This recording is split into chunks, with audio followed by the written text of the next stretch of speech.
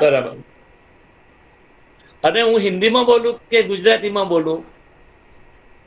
અમૃતભાઈ, તમને જે ભાષામાં કમ્ફર્ટેબલ હોય એ ભાષામાં તમે બોલો. અને રેકોર્ડિંગ ચાલુ થઈ ગયું છે, શરૂ થઈ ગયું છે, એટલે તમે બોલવાનું શરૂ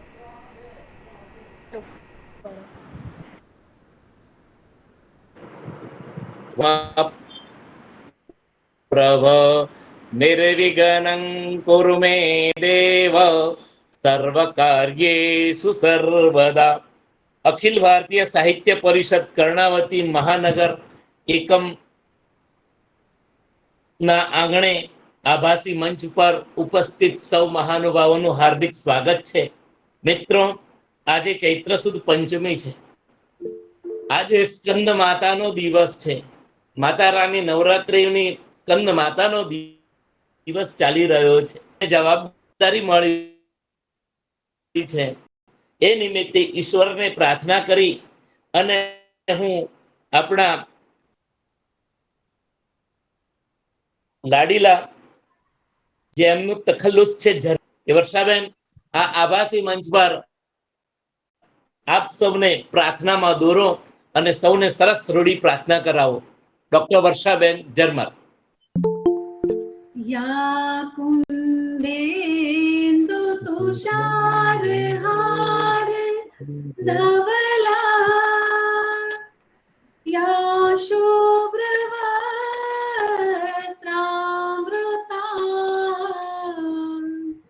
યા વીણા વરદંડ મંડિતે કરા યા શ્વેત પદ્માસના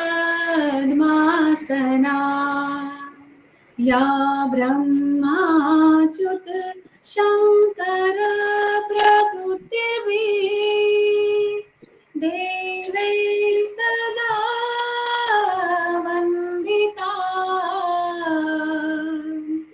સા મા પાતુ સરસ્વતી ભગવતી નિશેષ જાડ્યાપહા નિશેષ જાડ્યાપહા.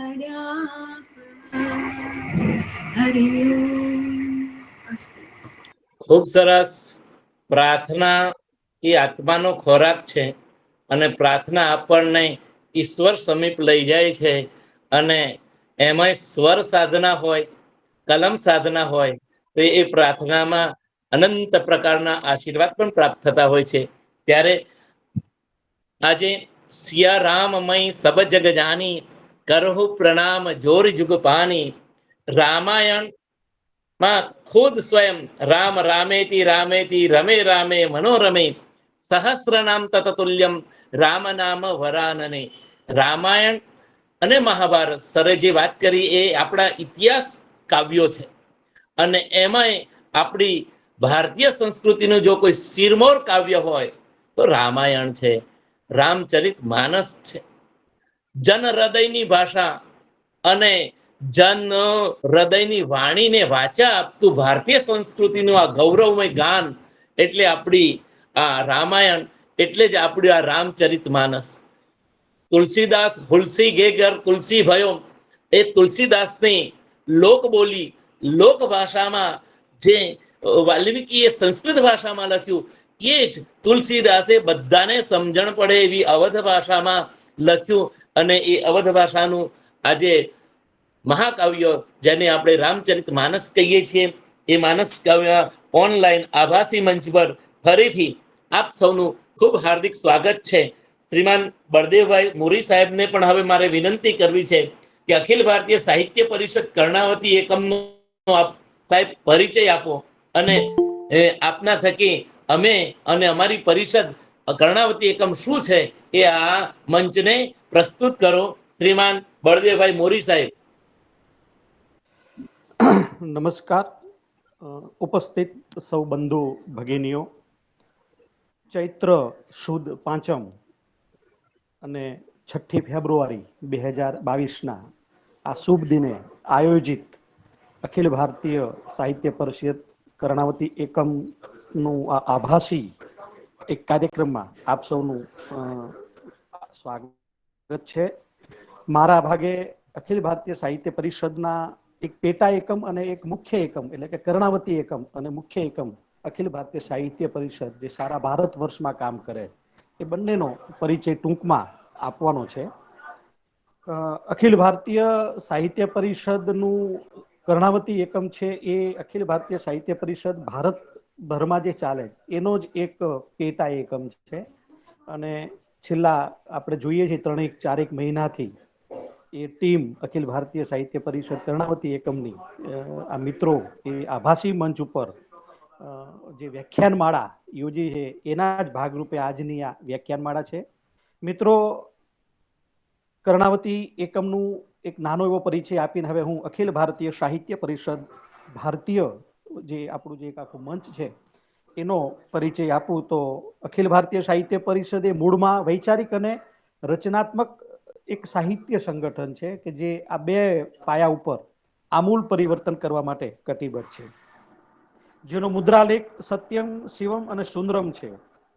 આજની આ વિકટ પરિસ્થિતિમાં રાષ્ટ્રીય પુનર્નિર્માણના વ્યાપક એક લક્ષ્ય સાથે સાહિત્યના ક્ષેત્રમાં ભારતીય ભાષાઓના સક્રિય સાહિત્યકારો, ચિંતનશીલ વિચારકો અને સાહિત્યિક સુરુચિ સંપન્ન એવી આપણી પ્રજા એટલે કે નાગરિકોનું આ એક રાષ્ટ્રીય સંગઠન છે, જેની સ્થાપના 1966માં 27મી ઓક્ટોબરે દિલ્હી ખાતે થઈ અને સામાન્ય નાના એવા કાર્યકરોના જૂથ દ્વારા શરૂ થયેલી 1966ની આ યાત્રા 16મા અધિવેશન હરદોઈ સુધીમાં એક વિશાળ પાયામાં એટલે કે એક મોટા મંચ ઉપર આ સંગઠન પહોંચ્યું, જેનો મૂળ હેતુ જ એ હમણાં જ કીધું એમ મૂળત એ વૈચારિક અને સાહિત્યિક પરિવર્તન સાથે સંકળાયેલું આ સંગઠન. આ સંગઠનની અનેક પ્રકારની પ્રવૃત્તિઓ શરૂઆતથી રહેલી 1966થી આજ સુધી આ સંગઠને જે મૂળભૂત જે કામ કર્યું એમાં મુખ્યત્વે એ દર 3 વર્ષે એક રાષ્ટ્રીય અધિવેશનનું આયોજન કરતું હોય. હમણાં જ છેલ્લે 16મું રાષ્ટ્રીય અધિવેશન ઉત્તર પ્રદેશમાં આપણે હરદોઈ લખનૌની બાજુમાં એ સંપન્ન કર્યું અને દેશભરના 245થી વધારે સંપન્ન સાહિત્યકારો અને કાર્યકર્તાઓની વચ્ચે એ કાર્યક્રમ પૂર્ણ થયો. એટલે એક રાષ્ટ્રીય અધિવેશન એ એનું મુખ્ય પાસું કે જેમાં આખા જેનો મૂળ હેતુ ભારતીય ભાષાઓના સાહિત્યકારો અને ભાષાઓનું આદાન પ્રદાન એ હેતુ આ રાષ્ટ્રીય અધિવેશનમાં આપણને જોવા મળે કે જેના ભાગરૂપે ગુજરાતમાં પણ રાજકોટ અને ભુજ મુકામે આવા 2 અધિવેશન ગુજરાતને પણ એ યજમાન પદે કરવાનું એક સૌભાગ્ય પ્રાપ્ત થયું.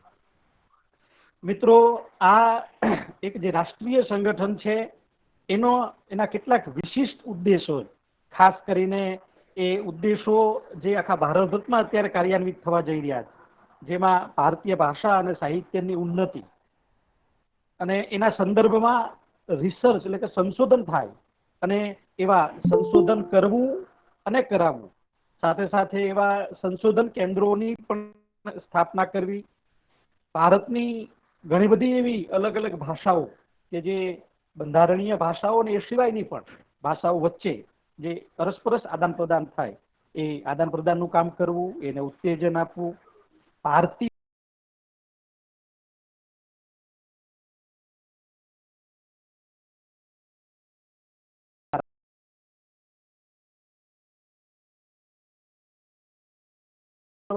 અને એ દ્વારા આ કામ કરવું અને એની સાથે સાથે એક સાહિત્યિક સંગઠન હોવાના નાતે પ્રકાશન અને પ્રસારણમાં સહાયક બનવું એ બધા લોકોનું એ કામ નિરંતર આ પરિષદ કરી રહી.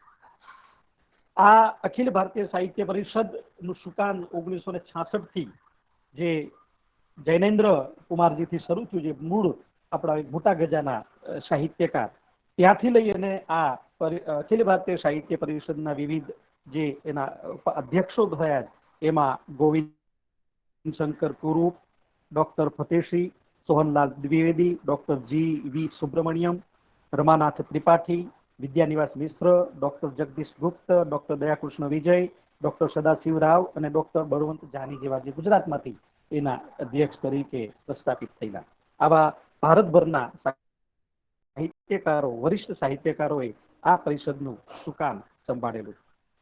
ખાસ કરીને ભારતીયતા અને ભારતીય ચિંતન એ જનમાનસ સુધી પહોંચે એવા કાર્યક્રમોને લઈ અને પરિષદ મુખ્યત્વે રાષ્ટ્રીય સંગોષ્ઠી કે જેમાં ગદ્ય અને પદ્યના સાહિત્ય સ્વરૂપો અને એ વિશે જે કામ થયું પાયાનું, એ પાયાના કામ પર એ રાષ્ટ્રીય સંગોષ્ઠીઓ કરવી, વિવિધ સ્પર્ધાઓ કરવી, એક સુનિશ્ચિત કાર્યકર્તા આપણને મળે એ માટે કાર્યકર્તા પ્રશિક્ષણ શિબિરો, જેમાં છેલ્લે મુંબઈ અને આપણા ગુજરાતમાં હમણાં જ જેને યજમાન કરવાનો મોકો મળ્યો માંગરોળમાં જે પ્રશિક્ષિત કાર્યકર્તાઓ તૈયાર કરવા એટલે કે પ્રશિક્ષણ શિબિરો કરવી, એવા 3-4 પ્રકારના ઉદ્દેશો સાથે અખિલ ભારતીય સાહિત્ય પરિષદ કામ કરી રહી છે કે જેના દ્વારા બીજી બધી પણ પ્રવૃત્તિઓમાં ખાસ કરીને સાહિત્યકારોની જયંતિની ઉજવણી, પુસ્તક સમીક્ષા, સાહિત્યિક વિષય વિચાર ગોષ્ઠીઓ, સાહિત્યકારોના મિલન અથવા એમના દ્વારા વાત, એવા કાર્યક્રમો એ બધું થાય. અને સાથે સાથે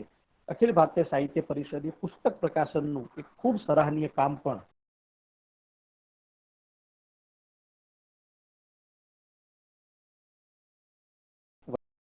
તેની યાદી લાંબી છે, પણ પુસ્તક પ્રકાશનનું કામ પણ ખૂબ સરસ એ કરી રહી.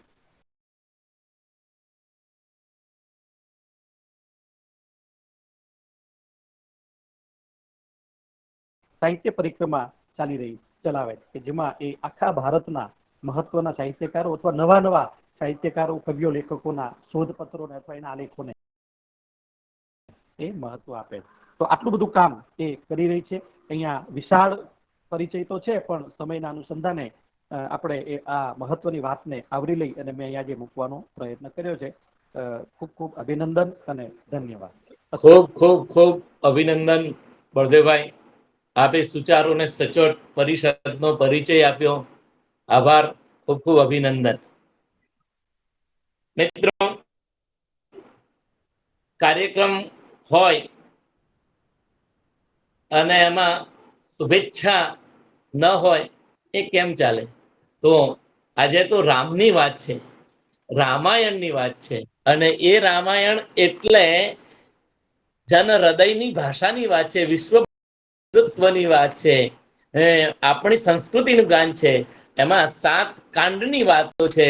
સંપત્તિ, દેવી સંપત્તિ અને આસુરી સંપત્તિના સંઘર્ષની જ્યારે કથા હોય ત્યારે આપણને આ પ્રસંગે શુભેચ્છાઓ મળવે એ ખૂબ જરૂરી છે.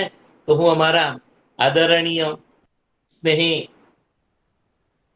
સાહેબને વિનંતી કરું, સ્નેહી સાહેબ, આપ અમને શુભેચ્છા આપો. આપના મુખેથી અમારો કાર્યક્રમ અવિરત ચાલતો જ રહે. Doctor Snehi sir. Thank you Amrutbhai.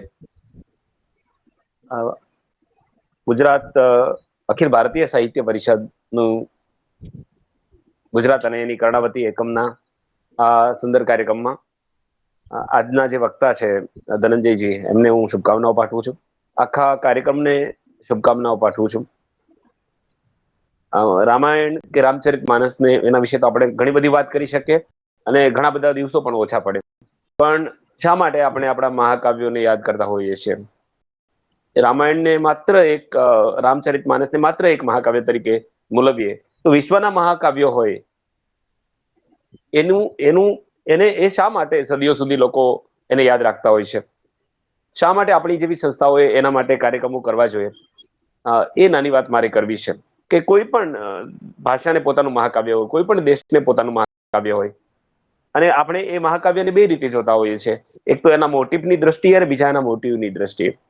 મારી દૃષ્ટિએ એના મોટિવની દ્રષ્ટિથી આપણે એને વિશેષ જોતા હોઈએ છીએ. શા માટે મહાકાવ્યો સર્જાતા હોય છે? સમાજમાંથી જ મહાકાવ્ય સર્જાય એના કરતા વધારે 100 ગણું સત્ય એ છે કે એ મહાકાવ્ય સમાજનું નિર્માણ કરે. અર્થશાસ્ત્રીઓ કોઈ દેશનું બંધારણ તૈયાર કરે ત્યારે એ દેશ આવતા 50 વર્ષમાં કેવો હશે, એની જરૂરિયાતો શું હશે, એનું ધ્યાન રાખે છે. જ્યારે આપણા મહાકાવ્યકારો આજથી 100 વર્ષ પછી, 500 વર્ષ પછી કે 1000 વર્ષ પછી સમાજ જીવન કેવું હોવું જોઈએ એની ચિંતા કરે છે.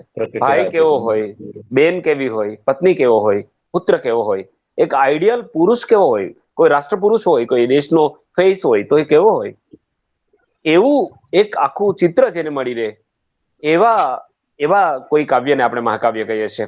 આજે પણ વિશ્વની બધી જ ભાષાઓ આવા મહાકાવ્યોના આધારે એનું શિષ્ટ સાહિત્ય સર્જાતું હોય છે. આપણું શિષ્ટ સાહિત્ય પણ એના આધારે સર્જાણું કેટલા મહાકાવ્યોમાંથી કેટલા ખંડકાવ્યો બન્યા, કેટલી વાર્તાઓ બની, કેટલી નવલકથાઓ બની, કેટલા નાટકો બન્યા.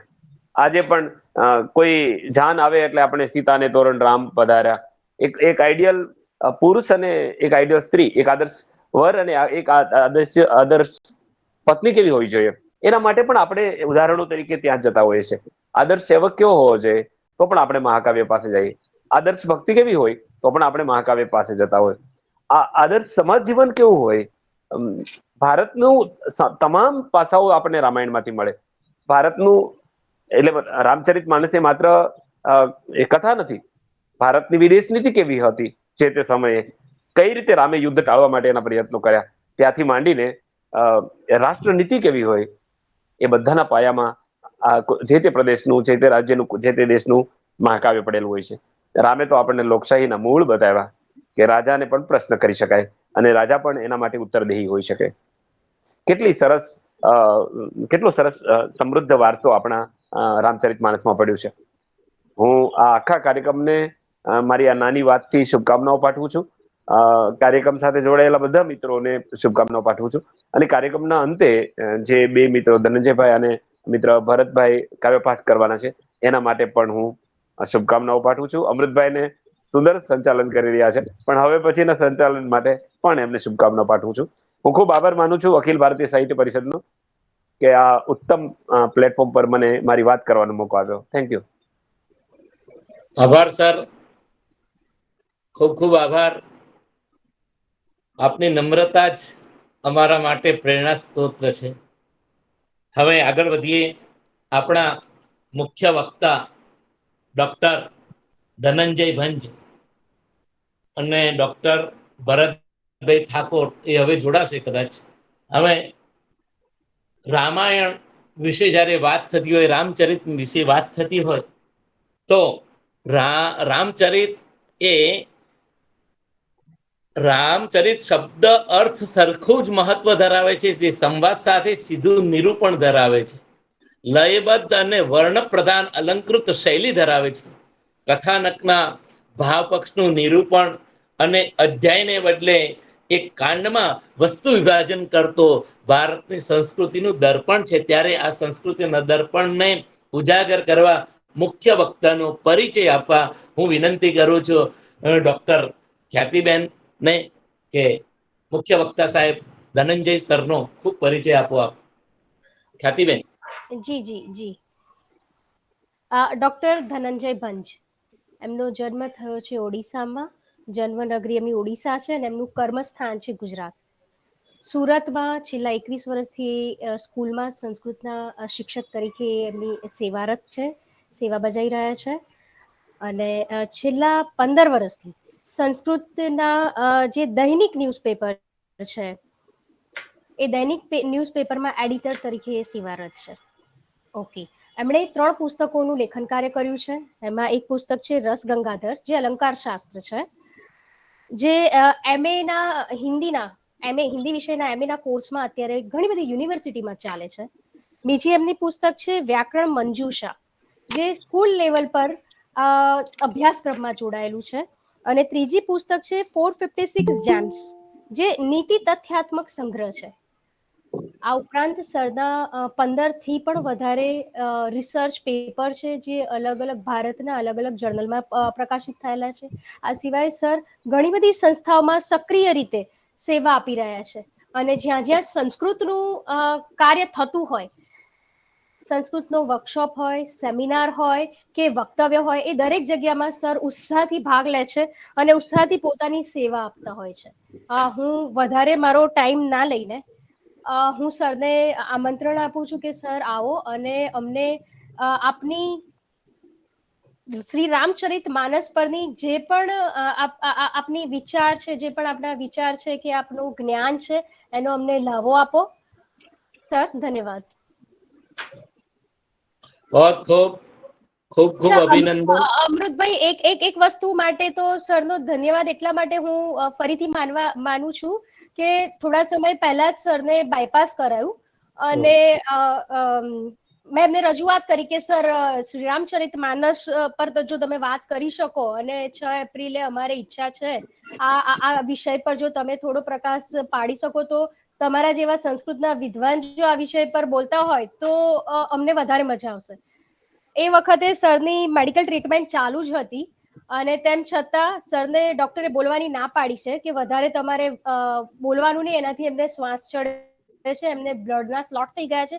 તેમ છતાં એમણે આપણું જે આ નિમંત્રણ આમંત્રણ અને સહર્ષ સ્વીકાર કર્યો ને, એ માટે સર રિયલી આપનો ધન્યવાદ. સર ધનંજય સર महाभागाः अत्र उपस्थिताः, सर्वप्रथम भवतः स्वास्थ्य अर्थे अहं प्रार्थया, वयं सर्वे प्रार्थयामः भवन्तः सुखिनः भवन्तु, आरोग्यवान् भवन्तु. एतादृशं भावं युक्तं भवतः आमन्त्रणं स्वीकरोति. अत्रे आभासी मंचे भवतां स्वागतमस्ति. भवान् तु ख्याति महोदयेन कथितमस्ति कि भवतः परिचयं क्या अस्ति, तर्हि अमृतं किं कथयामि. संस्कृत भाषा रसमुद्वहता उदारनीतिमतां प्रकुर्म स्वागतमिह भवतां, प्रकुर्म स्वागतमिह भवताम्. अतीन्द्रियं पश्यन्ति ऋषयो इयं च तेषामपि वाग्विषयो कमला समलासेयं मधुरम् अपार ज्ञानवतां प्रकुर्म स्वागतमिह भवतां, प्रकुर्म स्वागतमिह भवतां. महोदय, भवन्तः स्वागतमस्ति. रामचरितमानसे एकः चौपाई अस्ति, बड़े भाग मानुष तनु पावा, सुर दुर्लभ सुद ग्रंथै गावा, साधन धाम मोक्ष कर द्वारा, पाई न जेई परलोक समार, तो परत्र दुख पावई, सिर धूनि धूनि पचिताई, काल ही कामई ईश्वरी मिथ्या दोष लगाई. तर्हि तद्वत् भवतः स्वागतमस्ति.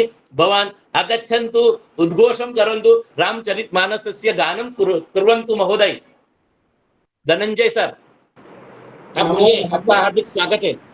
नमो नमः. नमो नमः. भारतस्य एकतायै अहं हिंदी भाषायां कथयामि, परन्तु स्वागतभाषणं हिंदी तथा संस्कृत भाषायां भवद्भिः उपस्थितं, अतः संस्कृते एव प्रारभ्य तदनन्तरं हिंदी भाषायां गमिष्यामि.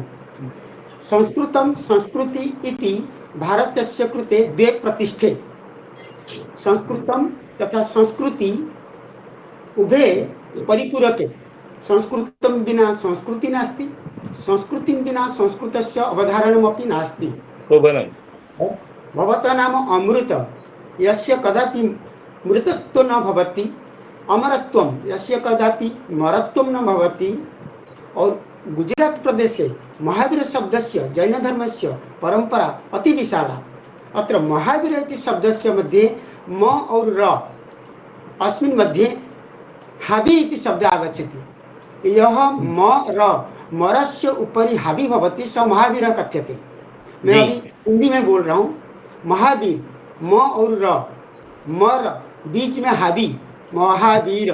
तो जो मौत के ऊपर हावी हो जाता है उसको महावीर कहते हैं. तो इसी प्रकार रमते इति रामः, राम शब्द संस्कृत भाषा में जो व्युत्पत्ति हुआ है रमते, यह सर्वेषां हृदये रमते, जो सबके दिल में रमण करते हैं. जिस प्रकार राधा रमण, राधा के दिल में रमण करते हैं कृष्ण, लेकिन राम कोई राधा रमण नहीं है, वो रमते, संसार के सबके दिल में जो रमण करते हैं वो राम है. उनके चरण को वंदन करते हुए हम शुरू करेंगे. इससे पहले मेरा भी थोड़ा शुभेच्छा परिचय देना है और आप लोगों को वंदना करना है. बलदेव भाई हो, ख्यातिबेन हो, या हमारे जो कवि जी परमार साहब हो, अमृत भाई आपका तो बोल दिया हूँ, वर्षा मैडम हो, और आने वाले जो कवि बंधु भरत ठाकुर, ये सबको मैं स्वागत करता हूँ. साथ साथ सारे उपस्थित श्रोतागण को स्वागत करता हूँ, क्योंकि योजक और श्रोता इनके बिना वक्ता अधूरा रहता है. तो मैं कितना भी बोलूं, बोलने का तो कुछ नहीं, क्योंकि रामचरितमानस तुलसीदास के द्वारा लिखे गए वो 40 दिन तक पारायण होते हैं, सब जानते हैं. मुझे लेकिन ख्यातिबेन ने 40 मिनट दिए हैं. और 40 दिन का पारायण को 40 मिनट में बोलना किसी के लिए संभव नहीं, मेरे लिए तो बिल्कुल नहीं. सर हम लोग ना 40 दिन का कार्यक्रम करेंगे, आप तैयार हो जाइए. अच्छा, और मैं कम समय पर मैं कबूल भी कर लेता हूँ कि मैं कोई भी चौपाई दोहा गाकर समय बर्बाद नहीं करूंगा। मैं रामचरितमानस घर घर में परिचित, द्वार द्वार में परिचित। मैं थोड़ा हट के जाऊंगा, जो चीज आप लोगों को अच्छा लगे और बाहर की हो। रामचरित सेंट्रल थीम रहेगा। तो नवरात्र भी है, रमजान भी है, राम गाथा है। ये त्रिवेणी संगम के समय एक अपूर्व संयोग है। रमजान भी शुरू हुआ था शनिवार को, नवरात्र का प्रथम रात्र भी शनिवार को, और राम गाथा के बारे में मैं शनिवार को ही प्रस्तुति शुरू किया। तो मेरे लिए ये राम के लिए त्रिवेणी संगम हो गया। और अखिल भारतीय साहित्य परिषद, उसका जो उद्देश्य है, मैं पढ़ रहा था, इसमें 5 सौ लिखा हुआ है। स्वधर्म बचा के रखना, स्व संस्कृति को बचाना, स्व भाषा को बचाना, स्वदेशी को अपनाना, स्व राज्य को पुनर्स्थापन करना। ये जो 5 स्व है, ये 500 को मिलाकर 5 उंगली से जिस प्रकार हाथ बनता है, 5 भाई को मिला के पांडव बनते हैं।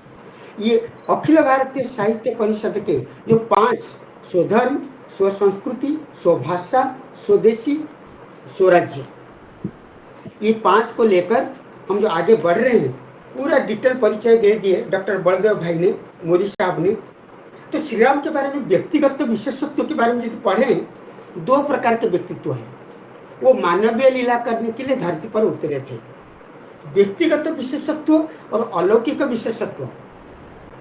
भौतिक शरीर तो भौतिक है, लीला लेकिन अपरंपरा है।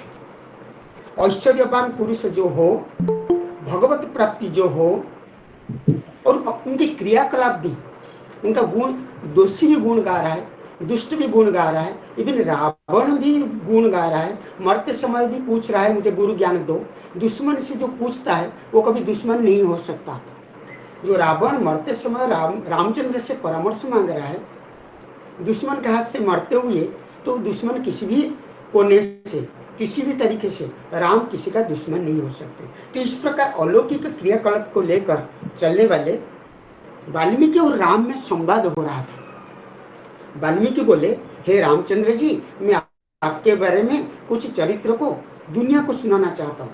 क्यों? क्योंकि आपका नाम से ही साधु और ऋषि बनना आसान हो जाता है। मैं तो एक चोर था, मेरा नाम रत्नाकर था, मैं दस्यु था, मैं सिर्फ मरा मरा से राम राम करते करते मैं एक साधु बन गया, ऋषि बन गया। मैं आपके सामने आज कबूल करता हूँ, भूत और भविष्य को देख पाता हूँ। वाल्मीकि स्वयं ये बात बोले थे जब सरोजी नदी में नहा रहे थे वाल्मीकि। मैं संस्कृत रामायण का बोल रहा हूँ। नदी में नहाकर सूर्य को तर्पण कर रहे थे। क्रौंच पक्षी, दोनों मिथुन, एक क्रौंच जब गिरा सबर के द्वारा तीर चालन से, तब एक श्लोक गाए थे, मान निषाद त्वमगम। उसी से जो शोक प्रकट हुआ और शोक श्लोक में कन्वर्ट हुआ, परिवर्तन हुआ, तब रामायण हुआ। इससे पहले पूरे अखिल ब्रह्मांड में, खाली भारत नहीं, एशिया नहीं, पूरे विश्व में 2 ही महाकाव्य है, एक रामायण, एक महाभारत, जो होने से पहले लिख चुके थे। रामचंद्र, सीता, जनक, ये सब धरती पर आने से पहले दिव्य दृष्टा वाल्मीकि ने पूरा महाकाव्य को रचना कर दिया था। वेदव्यास भी उसी प्रकार, कौरव पांडव का लड़ाई, उनका जन्म होने से पहले महाभारत को विरचना की। तो इसलिए अलौकिक ग्रंथ है। वाल्मीकि नारद जब संवाद हो रहा था, तो व्यक्ति विशेष कौन है? व्यक्ति विशेष कौन है? आप भी एक व्यक्ति है, ख्याति मैडम भी व्यक्ति है, वर्षा मैडम भी व्यक्ति है, परमार साहब भी व्यक्ति है, मैं भी एक व्यक्ति हूँ। विशेष व्यक्ति कौन है? जो शक्तिशाली हो और दूसरों को दया करे, सत्यव्रत हो, तीर चालने में माहिर हो, प्यारा हो, स्नेही हो, ज्ञानी हो, आकर्षक हो, स्वयं पूर्ण हो, क्रोध रहित हो। ऐसा कोई व्यक्ति है क्या? तब नारद बोले, इच्छा को वंश में जाके झांको। तो इच्छा को वंश, एक वंश को झांकेंगे, इसमें तो जनरेशन टू जनरेशन बहुत पैदा होंगे, तो किसको झांकेंगे? तब जाके दशरथ पुत्र को देखो। दशरथ पुत्र कितने? 4 है। इसे अग्रज को देखो। नारद उनको क्लियरली बोल दिए थे रामायण लिखने से पहले। तो इस प्रकार रामचंद्र के चरित्र को हम जब पढ़ेंगे, तो बल, कीर्ति, संपत्ति, ज्ञान, सौंदर्य, त्याग, सेवा, धर्म। मैं थोड़ा जल्दी जल्दी बोल रहा हूँ, मेरे पास बहुत सारे डाटा है, 40 मिनट है। बल, कीर्ति, संपत्ति, ज्ञान सौंदर्य त्याग और सेवा धर्म, ये अष्टांग गुण से परिपूर्ण जो व्यक्ति विशेष वो होते हैं श्री राम। सच्चिदानंद स्वरूप थे, कर्म और अधिकार के नियमों से परे थे। उनके लिए कोई कर्म का पाबंद नहीं था, उनके लिए कोई अधिकार का बाउंड्री नहीं था, सीमा नहीं थी। और राम कथा इस प्रकार है, जो सुनता है वो स्वर्ग प्राप्त हो जाता है, मोक्ष प्राप्त हो जाता है, निर्वाण प्राप्त हो जाता है। तो आज बहुत पावन अवसर, मुझे भी अवसर मिला है, जो अवसर दिए हैं तो उनको साधुवाद, और जो सुन रहे हैं उनको और साधुवाद, और मैं खुद कृतार्थ हो रहा हूँ, मैं भी साधुवाद ले रहा हूँ। अजन्मा पुरुष राम, तो फिर जन्म कैसे हुए? जो अनंत है, फिर उनका मृत्यु कैसे हुआ? स्वर्ग को क्यों गए? ये धरती पर रहना चाहिए, क्योंकि सत्व रजत तमो तीनों गुणों से स्वर्ग में सिर्फ केवल सत्व गुण है, जहाँ मिठास हो। नरक है जहाँ तमो गुण हो, खाली अंधकार हो। लेकिन हम मानव जाति मर्त्य में रहकर हम निश्चर है, सत्व गुण से और तमो गुण से लेकर कर रजोगुण बना है।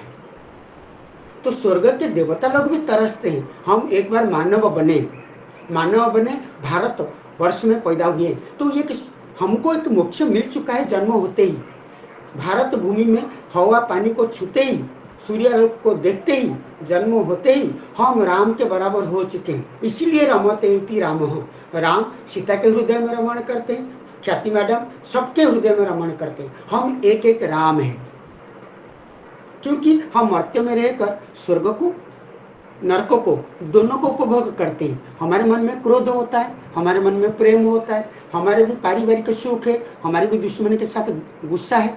तो स्वर्ग और नरक दोनों का फीलिंग, दोनों का मूड्स, दोनों का इमोशंस हमारे पास है। जिस प्रकार स्वर्ग में षड रस होते हैं, लेकिन हमारे पास नवरस होते हैं। कवि बोलते हैं नवरस संपन्ना।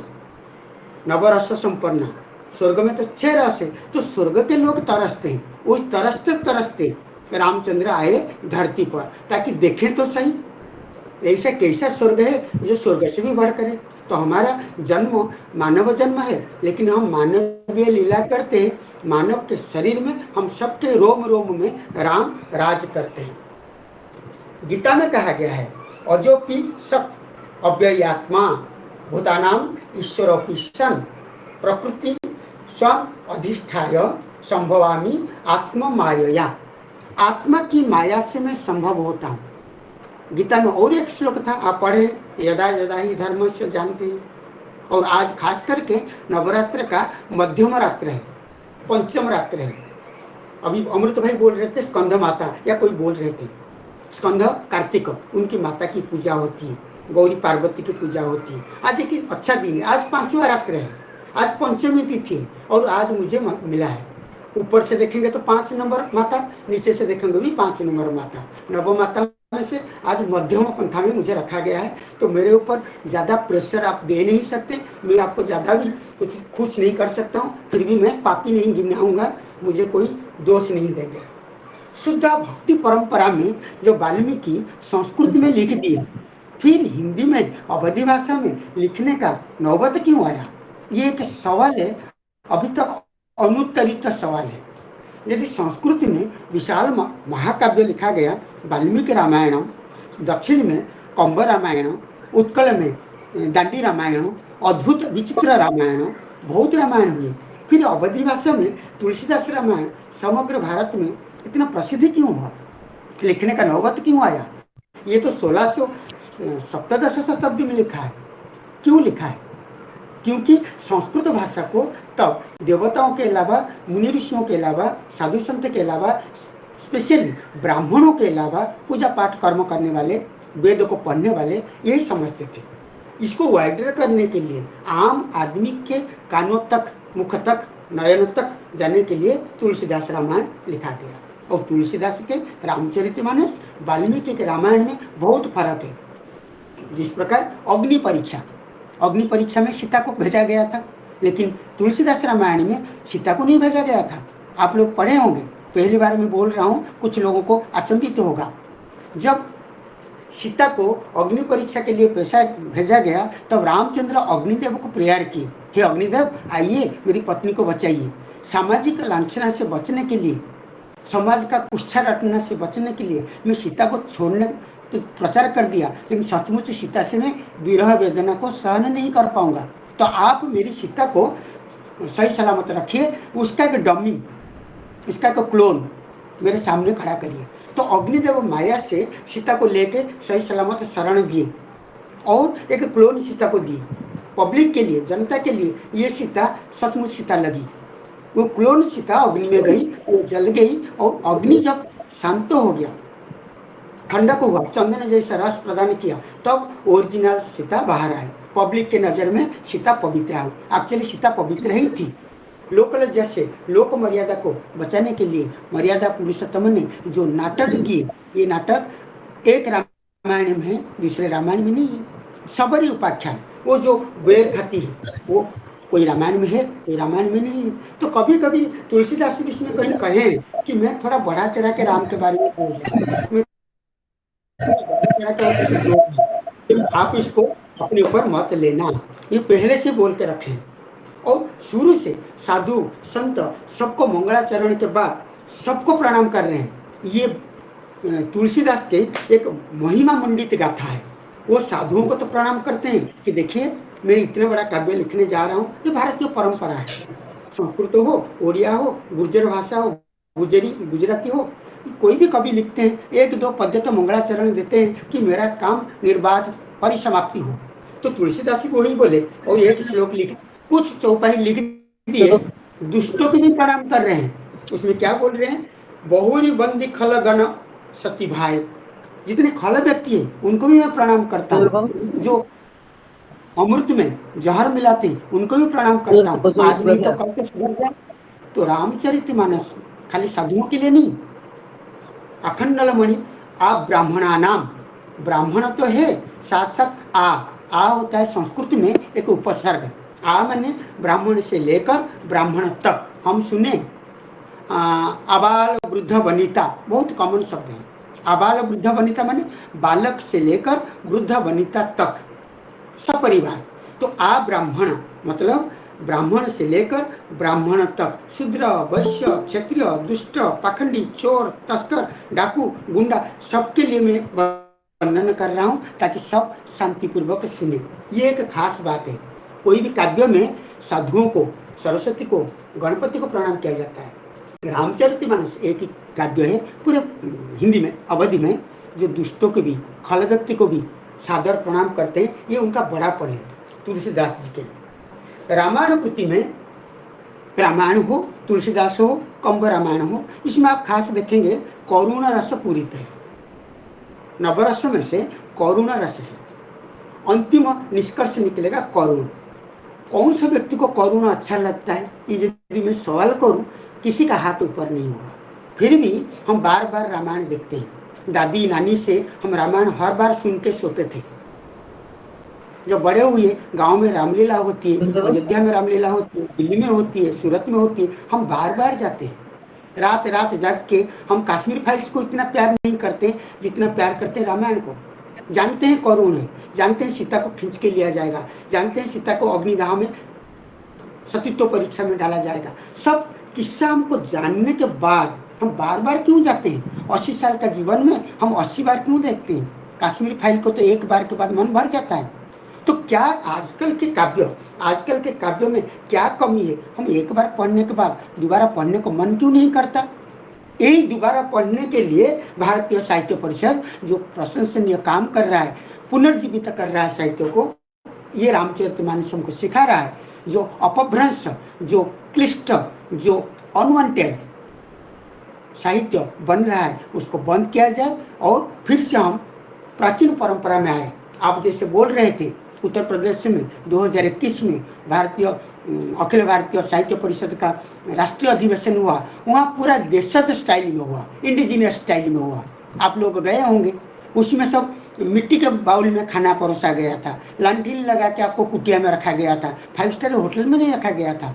भारत के होने के नाते भारतीयता को जानने के लिए, ये सब परंपरा को मानने के लिए रामचरितमानस के अलावा आपके सामने सस्ता, सुंदर, मजबूत और कोई कड़ी नहीं है। और गीता प्रेस हमको बहुत बड़ा सपोर्ट कर रहा है, सस्ते में किताबें छाप रहा है। ₹20, ₹30, ₹50, मैक्सिमम ₹200 में आपको किताब भी मिल जाती है। जब सब कुछ साधन हमारे पास है, तुलसीदास है हमारे सामने, रामचरितमानस है, हमारा विवेक भी हमारे पास है, भारतीय परंपरा को हम जानते हैं, संस्कृत को जानते हैं, संस्कृत को जानते हैं, राम का गुण को जानते हैं, तो फिर हम क्यों इसको इग्नोर करें और पीछा छोड़ें, ये एक बात है। अब आगे मैं थोड़ा जा रहा हूँ, आप लोगों को मेरी बात पसंद आ रहा है, पसंद आ रही है? बहुत बहुत अच्छी है, बहुत जी अच्छी। सर आ रही है। क्योंकि मैं 40 बहुत मिनट बहुत में, सर। आप बहुत ही सही से ठीक है, मैं 40 मिनट सब में ये कांड को कवर करूंगा, और मेरा जो अनुभव, उसको अनुभव सबसे बड़ा शिक्षक होता है, नहीं नहीं आप अनुभव बहुत बड़ा टीचर होता है। समी आप बड़े बढ़िया जा रहे हो सर। अरे सर, आप तो सराबोर करते करते जा रहे हैं कि हम वहां उस रामायण में डूबे जा रहे हैं। भवंतः तो नमो नमः। धन्यवाद शोभनम। धन्यवाद। मैं सबसे थोड़ा थोड़ा लेके आपका गुजरात का ऊंधियू बना रहा हूँ, और कुछ नहीं, ऊंधियू बना देता हम हूँ। लोग को सर। ऊंधियू ज्यादा पसंद है। और आप जहाँ सूरत से हो वहां तो उद्या ही पसंद है। जी जी। तो आगे मैं जा रहा हूँ, प्रसन्नोस्मि। मैं इधर उधर से मिक्स करके बोलूंगा, कभी उत्तराखंड से जाएगा, कभी बालकांड से जाएगा, फिर भी आपको अच्छा लगेगा। बाद में मैं आपको सबके सामने मैं क्षमा याचना कर दूंगा, सब दोष माफ हो जाएगा मेरा। नहीं नहीं, वाच्यतम वाच्यतम। रावण कैलाश पर्वत को उठाने को एक बार कोशिश किया था रामचरितमानस में। तब पार्वती वहां बैठी थी और कैलाश के ऊपर स्वयं शिव जी तपस्या कर रहे थे मुद्रित नेत्र में। जब कैलाश पर्वत को उठाया तो उमा पार्वती अभिशाप दिए, और बाद में क्या हुआ, वो अभिशाप क्या था आप समझ जाएंगे। मैं कारण नहीं बताऊंगा, लक्षण नहीं बताऊंगा, मैं उदाहरण दे देता हूँ। सीता के द्वारा उनका वध हुआ, तो एक औरत पार्वती वो अभिशाप दी, और क्योंकि वो उस पहाड़ में बैठी थी, शिव जी तपस्या कर रहे हैं, शिव पार्वती बैठे, उसको उखाड़ के ले रहा था घमंड से रावण।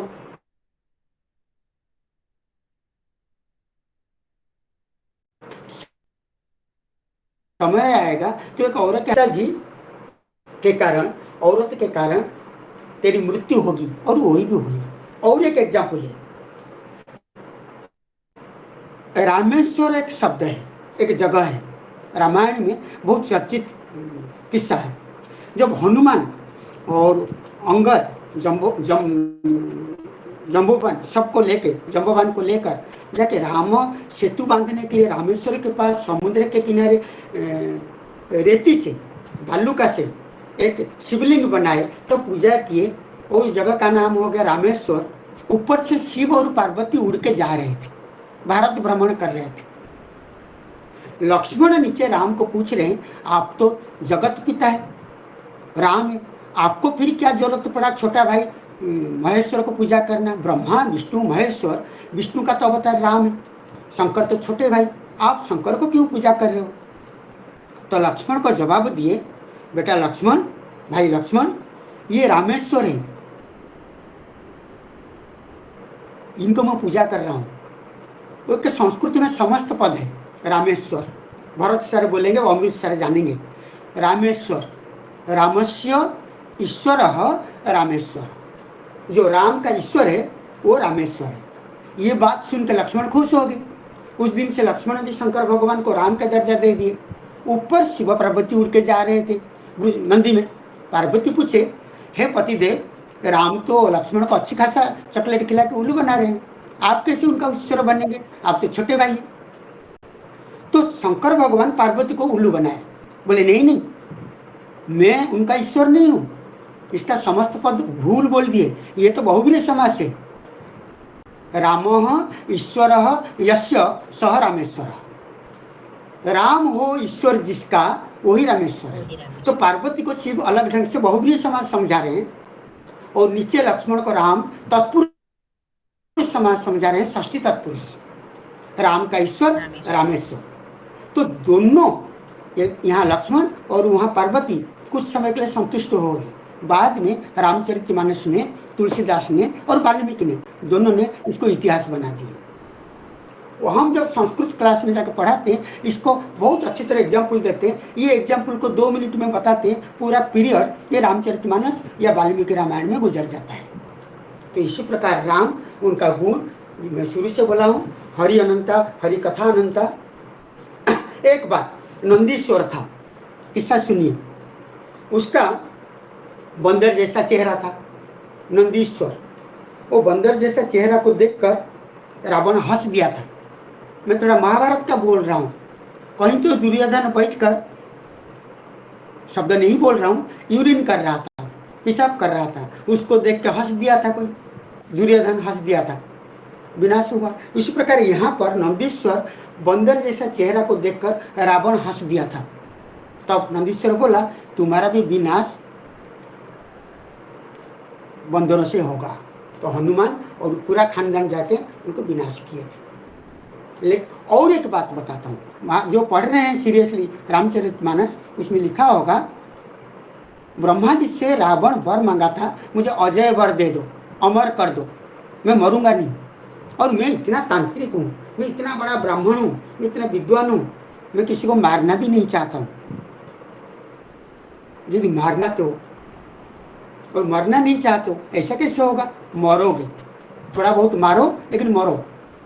ब्रह्मा बोले तुमको मैं अधिकार देता हूँ, मारो लेकिन मरो। तो वो तब श्लोक चौपाई गा के सुनाया था कि मैं सिर्फ बंदर और मानव को मारूंगा, बंदर और मानव से ही मरूंगा, इसके अलावा किसी से नहीं मरूंगा। तब तक रामचंद्र भी छोटे थे। माने ये सब प्री प्लान होकर तुलसीदास लिखे हैं कि देखो, वाल्मीकि लिखे हैं, उसको अनुवाद हो गया अवधी भाषा में।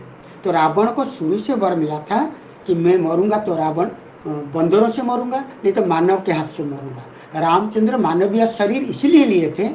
और आपको किस्सा पता है, रावण मरेगा, सीता का अपहरण होगा, ये कपड़ कल्पित नहीं, ये पूर्व निर्धारित है। क्योंकि रावण, कुंभकर्ण, जय विजय, ये सब हर युग में भगवान विष्णु के द्वारपाल होते थे, अभिशाप पाकर नीचे आए थे। जब अभिशाप, ये किस्सा आप जानते हैं तो ठीक है, नहीं तो मैं बोल दूं। अच्छा, सत्ययुग में भगवान विष्णु सभा चल रही है, उसमें इंद्र कुबेर सब बैठे थे, विष्णु जी बैठे हैं, समय था गुरुवार। तो विष्णु जी लक्ष्मी माता को बोले कि आप डिस्टर्ब नहीं करना, हमारा गुप्त मंत्रणा चल रही है असुरों के साथ लड़ाई के लिए, आप राज्यसभा में प्रवेश नहीं करना, निषिद्ध हो, प्रोहिबिटेड। और ये बात को जय विजय को बोला गया, तुम द्वारपाल हो, कोई भी एर गैर आदमी आए राज्यसभा में, कुछ समय के लिए उनको हल्ट कर देना, सभा में प्रवेश नहीं देना। लक्ष्मी माता आएगी तो किसी को भी नहीं छोड़ना। तो भगवान विष्णु के, परमात्मा विष्णु के आदेश को पाकर जय विजय द्वार में खड़े रहे। गुरुवार था, लक्ष्मी माता स्नान करके आई। वो स्नान करके वही गीले कपड़े पहन के आ गई, पूरा शरीर भीगा हुआ। वो स्वामी का दर्शन करने के बाद तुलसी सेवन करके गंगा जल लेकर फिर आगे पूजा पाठ करेगी। सीधा स्नान करके राज्यसभा की ओर आई। राज्यसभा के द्वारपाल बोले नहीं, आप अंदर नहीं जा सकते हो, हमको स्वामी का आदेश है। ना, कौन सा तुम्हारा स्वामी? ये स्वामी है, मैं मेरे स्वामी से मिलने जा रहा हूँ। तुम कौन हो? मैं जगत जननी लक्ष्मी, मिलूंगा जगत कर्ता नारायण से। तुम ऑर्डिनरी द्वारपाल मुझे रोक रहे हो, मैं तुमको अभिशाप देता हूँ, तुम राक्षस बन। वो चेहरा करके डराए थे लक्ष्मी माता को, इतना डराए कि लक्ष्मी माता जा नहीं पाए। तो तुम मुझे चेहरा इतना विकृत करके डरा रहे हो, मैं तुमको अभिशाप देता हूँ, तुम जाओ धरती पर राक्षस बनो। हर जमाने में वो नीचे आए। हिरण्यकश्यप बने थे द्वापर में, दोनों भाई। फिर इधर आए कलियुग त्रेता में, रावण कुंभकर्ण बन गए। कह के उनको अभिशाप दिए। अभिशाप पाते ही वो श्रीलंका में आ गए, धरती पर आ गए, और लक्ष्मी को रास्ता खुल गया। वो सीधा जाकर राज्यसभा में पहुंच गए। राज्यसभा में क्या देख रहे हैं? इंद्र, कुबेर, यमराज, वरुण, वायु देवता, अग्नि देवता सब बैठे, सबके सामने इस प्रकार भीगा हुआ कपड़ा पहन के। तो नारायण को शर्म आया, गुस्सा आया। कुछ समय के लिए योग मुद्रा में चले गए, आंख बंद कर दी। ये क्या हो गया? अनर्थ हो गया। मेरी पत्नी पब्लिक प्लेस में, सर्वसामान्य जगह पर इस कपड़े में आई है। आंख बंद करके देखे जय विजय क्या कर रहे हैं, कैसे परमिशन दे दिए। सब कुछ पता चल गया कि जय विजय को अभिशाप दिया गया है, इसलिए वो राक्षस बन गए। तो फिर लक्ष्मी माता को ये बोले तुम ठीक नहीं किए हो, उनको अभिशाप दिए हो, उनको मुक्ति चाहिए। न कैसे होगा, ना तुम्हारे द्वारा ही मुक्ति मिलेगा, तुम अगले जन्म में तुम सीता बनोगी, मैं राम बनूंगा, तुम्हारा अपहरण होगा और मैं जाके मेरे तीर से मार के उनको बचाऊंगा। तो ये सब प्री प्लान है, इसमें कोई अचंभित होने की बात नहीं। हम लोग रिसेप्टिव सहृदय भारतीय, तो हम हर चीज को नयापन ढूंढते हैं, और नयापन में जो सुख है उसको कहते हैं परम आह्लाद सुख। खाली सुख नहीं, परमात्मा का सुख, निदान, परमात्मा निदान सुख। ये एक किस्सा है, बहुत लोगों को पता होता है, ऐसे कुछ नहीं। और रामचंद्र ऐसे एक देवता है, हर युग में तो देवता आते हैं, हर युग में तो भगवान आते हैं मानव बन के, लेकिन रामचंद्र ऐसे हैं। उस समय जियोग्राफी को जरा सोचिए, गाड़ी motor metro bullet train BRTS कुछ नहीं था। तो तुलसीदास हो, वाल्मीकि हो, पूरा भारत कैसे घूमे थे, श्रीलंका को कैसे गए थे, आंख बंद करके वो कैसे सब जियोग्राफिकली मैप बनाए, चित्रकूट किधर है, नासिक किधर है, या महेंद्रगिरी किधर है, रामेश्वर किधर, ये सब कुछ बिना घूमे वो लिखे। इसका मतलब वाल्मीकि हो, तुलसीदास हो, ये मानव नहीं थे, महामानव थे, साक्षात दिव्य पुरुष थे। कोई तो मानते हैं तुलसीदास ही राम का अवतार है। धर्म का लोप होते समय वाल्मीकि की गाथा को फिर से प्रस्थापित करने के लिए, उपस्थापन करने के लिए शरीर लेकर आए थे तुलसीदास ही स्वयं रामचंद्र थे, ऐसे कोई लोग मानते हैं। तो राम ऐसे एक देवता है, एक ऐसा अवतार है जो कम टाइम पर मैक्सिमम जगह घूमे थे, कम टाइम पर। और एक किस्सा सुनाऊं, सामाजिक तत्व। 14 साल वनवास हुआ, कभी मन में शंका होती है 13 साल क्यों नहीं हुआ, 10 साल क्यों नहीं हुआ। यदि दशरथ इतना प्यार करते थे तो तड़प तड़प के रो रो कर उनको विदा किए, जाते ही उनको हार्ट अटैक हुआ, बिस्तर में आ गए, गुजर गए, तो 1 साल क्यों नहीं दिए। और कैकेयी को खुशी खुशी 2 बार क्यों दिए, 1 दे सकते थे। इसके पीछे कारण है कि आजकल के जमाने में लीगल सेक्शन देखिए जरा। अमृत भाई आप जानते होंगे, यदि कोई भी व्यक्ति 12 साल भाड़े में रहेगा, ऑटोमेटिकली ओनरशिप लीगली हो जाएगा उसके नाम पे। तो इसी प्लान में कैकेयी मांगी थी मुझे 14 साल दे दो, ताकि 14 साल के बाद भरत राजा बन गया, आधे टाइम तो प्रोबेबिलिटी 50% जंगल में भालू फालू खा जाएंगे, राम सीता लक्ष्मण का विनाश हो जाएगा, भरत के सामने कांटा रहेगा नहीं। बाई चांस बच गए तो 14 साल के बाद, 12 साल के बाद तो लीगल प्रॉपर्टी बन गया भारत का, और राजपथ से हटा नहीं जा सकता। इसी ग्राउंड पर कैकेयी 14 साल के लिए बोली थी। ये बात को आप महाभारत में देखिए, अज्ञात वनवास 1 साल और वनवास 12 साल, महाभारत में भी 12 साल है।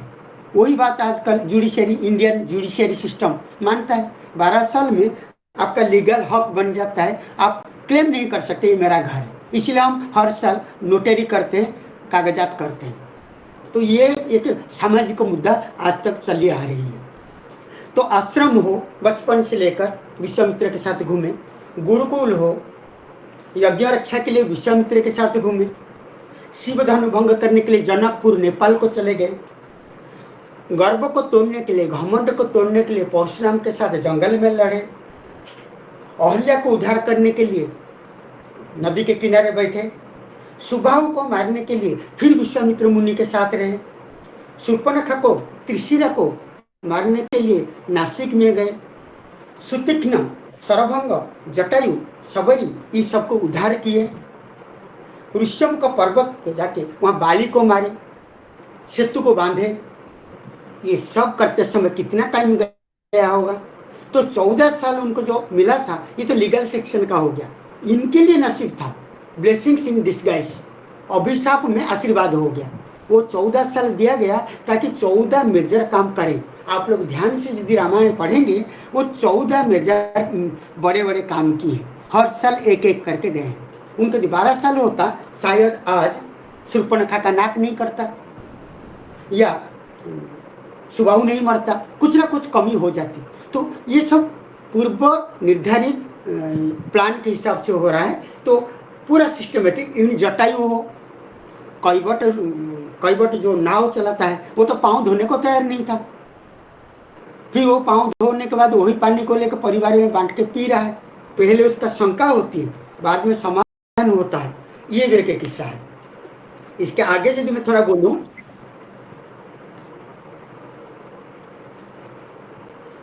जब वनवास के लिए राम को आदेश हुआ, लक्ष्मण को वनवास नहीं था, सीता को नहीं थी, लेकिन सीता जिद की मैं पत्नी होने के नाते मैं जाऊंगी। रामचंद्र उनको 23 कारण बताए, 23 कजेस बताए, वहां ये है, वहां ये है, तुम जाओगे तो टिक नहीं पाओगे, तुम मत जाओ, सास ससुर की सेवा करो। तो सीता भी बड़े चालाक हैं, वो 23 कारण का 23 समाधान ताबीज दिए, 23 प्रकार का रास्ता बताए। तुम यदि राजा के बेटे राजकुमार हो, मैं राजकुमारी हूँ, मैं यदि डनलप गद्दी में सोती हूँ, तुम भी सोए हो, तुम यदि खाली पाँव में घूमोगे, मैं भी इंसान घूमूंगी, तो किस एंगल से मैं तुमसे कमी हूँ? ये बात आजकल में जिसको कहते हैं वुमेन एम्पावरमेंट। आज भी हम महिला को पायलट बनाते हैं, साइंटिस्ट बनाते हैं, हर जगह भेज देते हैं। इवन कहीं कहीं वेस्टर्न इंडिया में, महाराष्ट्र, गुजरात, गोवा में, यहाँ महिला पुरुष से भी आगे निकल गए, तो मैं क्यों नहीं जाऊँ? ये बात वहीं से आया है। वुमेन एम्पावरमेंट का जो कॉन्सेप्ट ये रामचरितमानस या रामायण में से ही मिलता है। वो सीधा बोल दिए, लक्ष्मण मेरा देवर नहीं है, लक्ष्मण मेरा भाई नहीं है, लक्ष्मण मेरा बेटा है। अब तो बेटा है तो माँ की तो रक्षा करेगी, तो वो रक्षा करने, तो लक्ष्मण यदि आपके साथ जा सकता है तो मुझे रक्षा करे, तो आपको क्या फिक्र पड़े? आप योगा करो, तपस्या करो, ज्ञान अर्जन करो, मेरी रक्षा मेरा बेटा करेगा। और एक बात है, 14 साल वनवास के पीछे और एक कारण है। वो कारण ये है, कुंभकर्ण को वही मारेगा जो 14 साल सोएगा नहीं रात को।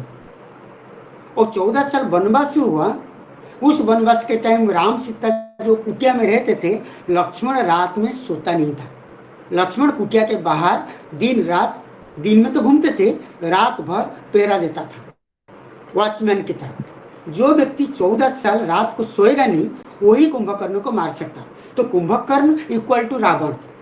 तो रावण जैसा पराक्रमी नरसंहारी वीर को मारने के लिए राम से बढ़कर लक्ष्मण के पास वो पावर था। वो पावर 14 साल उजागर रहकर, जागृत रहकर, इसलिए 14 साल वनवास का भी अन्य कारण है। और कैकेयी जो वर मांगे दशरथ जी को, वो तो हाँ करने को तैयार नहीं थे। बाद में कैकेयी उनको ब्लैकमेल की, यदि वर नहीं दोगे तो मैं मर जाऊंगी, मैं मर जाऊंगी तो समाज में तुम्हारा बदनाम होगा। पति है, पत्नी धर्म को, पति धर्म नहीं निभाए, इसलिए बेइज्जती हो कि आप तड़प तड़प के मरोगे मैं मरने के बाद। यदि मुझे वर दे देते हो तो तुम मर जाओगे, बेहतर होगा मैं नहीं मरूंगी, मेरे बेटा को राजा देखूंगा। इस प्रकार ब्लैकमेल हुआ है, यही रामायण में, हिंदी में, संस्कृत में, दोनों में। मेरी मृत्यु से कैकेयी बोल रही है, यदि मुझे वरदान नहीं मिलेगा, मैं तड़प तड़प के मरी, तो मेरी मृत्यु से आपको पातक दोष लगेगा और स्वयं के निधन में आप अमरत्व प्राप्त करोगे। आप यदि मर गए, आपको तो स्वर्ग प्राप्ति हो जाएगा। और आपको जानकारी होगी, मरने के बाद भी एक बार वो आए थे जब अयोध्या में सेकेंड टाइम, द्वितीय बार दशहरा के टाइम राम का अभिषेक हुआ, तो दशरथ भी आए थे, मिले थे। तब तक उनकी आत्मा अधूरी थी, तब आत्मा को शांति हुई और आशीर्वाद देके सबको मिलके फिर गए थे। तो अभी तुम अमरत्व प्राप्त करोगे, बेहतर होगा तुम अमरत्व प्राप्त कर लो। पातक दोष से बचना है तो अमरत्व प्राप्त करो। इसी से खुश होके अंततः दशरथ ने वरदान दे दिया। और कहावत है, अभिवादनशीलस्य नित्यम वृद्धोपसेविनः चत्वरि तस्य वर्धन्ते आयुर विद्या यशो बलम। जो नित्य, जो हमेशा वृद्धों की सेवा करता है और जो अभिवादन करता है, छोटों को प्यार करता है, बड़ों को रिस्पेक्ट देता है और बड़ों की सेवा करता है, उसका 4 चीज बढ़ते हैं। उम्र बढ़ेगा, बल बढ़ेगा, यश बढ़ेगा, ज्ञान बढ़ेगा। रामचंद्र यही किए थे। पापा बड़े हैं, उनका आज्ञा को पालन नहीं किए, कौशल्या को कन्विंस किए। आपको मालूम होगा, जब वनवास के लिए निकल गए, आदेश प्राप्त हुए, फिर भी उनके मन में थोड़ा है, मैं नहीं छोड़ूंगा। फिर ब्रह्मा को बुलाए, ब्रह्मा जी कैकेयी के बात में आके तुम्हें दे दिया, कैसे कैसे राम को रोक लो। नाटक किए, ब्रह्मा बोले राम जी क्या करें? राम इशारा किए, भूल जाओ। सूर्यदेव को बुलाए, सूर्यदेव को बुला के क्या बोले थे, आपको वो किस्सा बताता हूँ देवी पुराण का। देवी पुराण में एक पर्वत है विंध्याचल। विंध्याचल एक दिन सोचा, सूर्य सुबह उठता है, शाम तक घूमता है, परिक्रमा करता है आकाश को। उसका घमंड बढ़ गया, मेरा एक बार परिक्रमा करके सूरज दिखाए। ऑर्डिनरी पर्वत बोलता है, वो यदि पूरा दुनिया को उजाला देने के लिए घूम सकते हैं, एक दिन मेरा भी परिक्रमा करे, मेरा भी पवित्र हो जाऊंगा मैं। यही सोच के वो अपना शरीर का काया विस्तार किया। पुराण में वर्णन है, पर्वतों का पंख होते थे, तो वो इंद्र उनका पंखों को काटे थे, जिसके कारण एक एक जगह पंख गिरा और वो इसके ऊपर शक्ति के 51-52 अंग गिरे पर्वत के ऊपर। तो विंध्याचल अपना शरीर को, अपना ईगो, अहंकार को दिखाते हुए बढ़ा, इतना बड़ा किया कि सूरज को दोपहर के बाद 2 बजे सेंटर पॉइंट में जब सूरज था, तब सूरज आगे जा नहीं पाया, वो मार्ग अवरोधन किया। तो पूछा, भाई विंध्याचल तेरा क्या प्रॉब्लम हो रहा है, मुझे क्यों रोक रहा है, मैं तो सेवा कर रहा हूँ। नहीं, एक दिन मेरा परिक्रमा करो। तो ऐसे कैसे होगा, मैं नहीं कर सकता। तो अगस्त्य मुनि को रिक्वेस्ट की, अगस्त्य मुनि कुछ करो। अब तो विंध्याचल के गुरु हो, अगस्त्य मुनि आए। अगस्त्य मुनि को देख के विंध्याचल ऊपर से गिरे प्रणाम करने के लिए। वो प्रणाम कैसे करते हैं, साष्टांग प्रणाम करते हैं, पूरा लेट जाते हैं। शरीर के 8 अंग जब जमीन को टच करता है, साष्टांग कहते हैं। तो अगस्त्य मुनि को देख के वो सूरज के सामने ईगो को भूल गए, पूरा लेट गए नीचे, अष्टांग प्रणाम। तो प्रणाम करते समय अगस्त्य मुनि बोले, बेटा मैं आने तक ऐसे रहा, मैं थोड़ा और अटवी में जाता हूँ, कुछ फल लेके आता हूँ, तब तक तो ऐसे रहो। ऐसे माया करके अगस्त्य मुनि चले गए, वो ऐसे पड़ा रहा। इसलिए विंध्याचल सीधा नहीं है, विंध्याचल एक माउंटेन रेंज है, ऐसे वो सीधा नहीं है, वो हिमालय की तरह कश्मीर से लेकर अरुणाचल प्रदेश तक पूरा झुका हुआ है। तो विंध्याचल अभी भी लेटा हुआ है, अगस्त्य मुनि को गुरु की आज्ञा पालन करते हुआ प्रणाम करता। ये झुकते झुकते सूरज चले गए। जब दशरथ के पास रामचंद्र पैदा हुए थे, सूर्य एक दिन बोले, परमात्मा पैदा हो रहे हैं, मैं देखने जाऊं। वो भी एक बार आ गए थे, 1 महीना इंतजार करके देखे थे। दशरथ के घर अयोध्या में रामचंद्र का जन्मोत्सव को देखने के लिए वो 1 महीना रुके थे। ये 1 महीना पूरा धरती पर उजाला ही उजाला था, रात होती नहीं थी। आज वनवास के टाइम दशरथ याद किए ब्रह्मा जी को, ब्रह्मा जी का तो कुछ कर नहीं पाए, गंगा जी को, गंगा भी नहीं सुने, राम मना कर दिए। फिर ब्रह्मा को बुलाए, सूर्य को बुलाए, कहले सूर्यदेव आपको याद होगा, यही मेरा बेटा जब पैदा हुआ था, उसका दर्शन करने के लिए आप 1 महीना अपना काम धंधा छोड़े, पृथ्वी परिक्रमा छोड़कर मेरे पास थे। पूरा धरती पर 1 महीना उजाला था, दिन ही दिन था, रात नहीं। आप ऐसी कृपा करो, आप 1 महीना के लिए कहीं गायब हो जाओ ना, आपका भी भरपाई हो जाएगा। और 1 महीना गायब हो गए माने पूरा रात चलेगा। एक कैकेयी क्या बोली, सुबह होते ही वनवास को जाना। मैं चाहता हूँ 1 महीना तक रात गुजरते रहे, 30 दिन यदि रात हो गई तो मेरा बेटा को मैं कम से कम 30 दिन तक देख पाऊँ। ऐसे करते कर सूरज को भी रामचंद्र मना कर दी, नहीं तुम जाओ तुम्हारे काम में, पेड़ पौधे मर जाएंगे, लोग मर जाएंगे। तो सूरज भी चले गए। जब ब्रह्मा, सूर्य, गंगा, शंकर भगवान की कोई भी सुने नहीं, फिर दशरथ बोले तू जा। तो दशरथ का मन में अनुकंपा से संवेदनशील होकर भेजे और रामचंद्र दृढ़ संकल्प होके गए। दोनों अपने अपने जगह सही है, एक पितृभक्ति, एक होता है पुत्र प्रेम। ये बात हम रामायण से सीखते हैं। और रामचंद्र मानते थे कि कौशल्या तो सबकी माँ, मेरे लिए तो कैकेयी माँ है। इस प्रकार भावना आजकल समाज में कहीं नहीं है। जो माँ सबके सामने अभिशाप देकर जंगल भेज रहा है, उसको रामचंद्र सबसे पहले प्राथमिकता दे रहे हैं। ये बात हमको सीखने को मिल रहा है भारतीय परंपरा में। सबके लिए कौशल्या माँ हो सकती, इंक्लूडिंग माई सेल्फ, लेकिन मेरे नजर में कैकेयी पहली माता। जब अयोध्या को रिटर्न आए थे सीता जी को लेकर रावण वध करके, वो कौशल्या को पहले नहीं मिले थे, पहले कैकेयी का चरण बंदन किए थे। और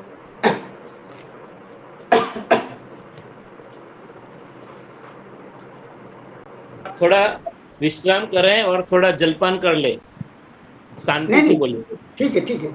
आप लोगों को समझिए। जब आनंद मिल रहा है राम कथा से, चलेगा। ऐसे जब होगा मैं खुद पी लूंगा, मेरा ढक्कन ऐसे खुला है। ठीक है, मैं पी लेता हूँ, आप बंद मत करिए, कंटिन्यू कर लेंगे। राम बहुत कूटनीतिज्ञ थे, बहुत डिप्लोमेटिक पर्सन थे। एक पहलू है उनका, मैं बोल रहा हूँ पॉजिटिव सेंस में, सकारात्मक सेंस में बोल रहा हूँ। बहुत बड़े कूटनीतिज्ञ थे। वो क्यों थे? मैं फिर से अमृत भाई आपके पास आ रहा हूँ 14 साल वनवास को। राजघराने में से जब वो वनवास के लिए सारे अंग भूषण वस्त्र उतार दिए और साधु सन्यासी का ब्रह्मचारी का कपड़े पहन लिए, तब भरत को बोले मेरे जितने कर्मचारी है, जितने पहरादार है, जितने सेनापति है, सबको 14 साल का सैलरी दे दो। अमृत भाई जरा ध्यान दे के सुनना। वनवास जाने से पहले अयोध्या में राजघराने में जितने लोग काम करते थे सबको सैलरी एडवांस पेमेंट कर दो, पोस्ट डेटेड चेक करके दे दो। रामचंद्र ये सब क्लियर करके गए। इनडायरेक्टली क्या हुआ? राजा रहे ना रहे, लोगों को तो सैलरी मिल रहा है 14 साल तक। यदि 14 साल तक प्रजा को सैलरी मिला, राजा दे रहा है, तो रामचंद्र राजा कब नहीं रहे? इसीलिए भारत पादुका पूजा कर रहे हैं। भारत कभी कुर्सी में नहीं बैठे, वो पादुका को पूजा किए। कहीं ना कहीं इनडायरेक्टली राम कितने भी जंगल में घूमे, आश्रम में घूमे, रावण के पास जाए, लंका दहन किए, कहीं ना कहीं उनका छाप, उनका अस्तित्व, उनका सब्सटेंस, उनका एग्जिस्टेंस अयोध्या में था। यदि वो राजा नहीं होते, भरत का रूल लागू होता, शायद भरत सैलरी नहीं देता। कोरोना के टाइम जैसे 40% सैलरी कट, नौकरी से निकालो, इसी प्रकार वो कर सकते थे। लेकिन रामचंद्र 14 साल का सैलरी का प्रॉपरली अरेंज करके गए थे। मतलब वो अभी तक पावर में है। वो कभी राज सिंहासन से अलग नहीं हुए।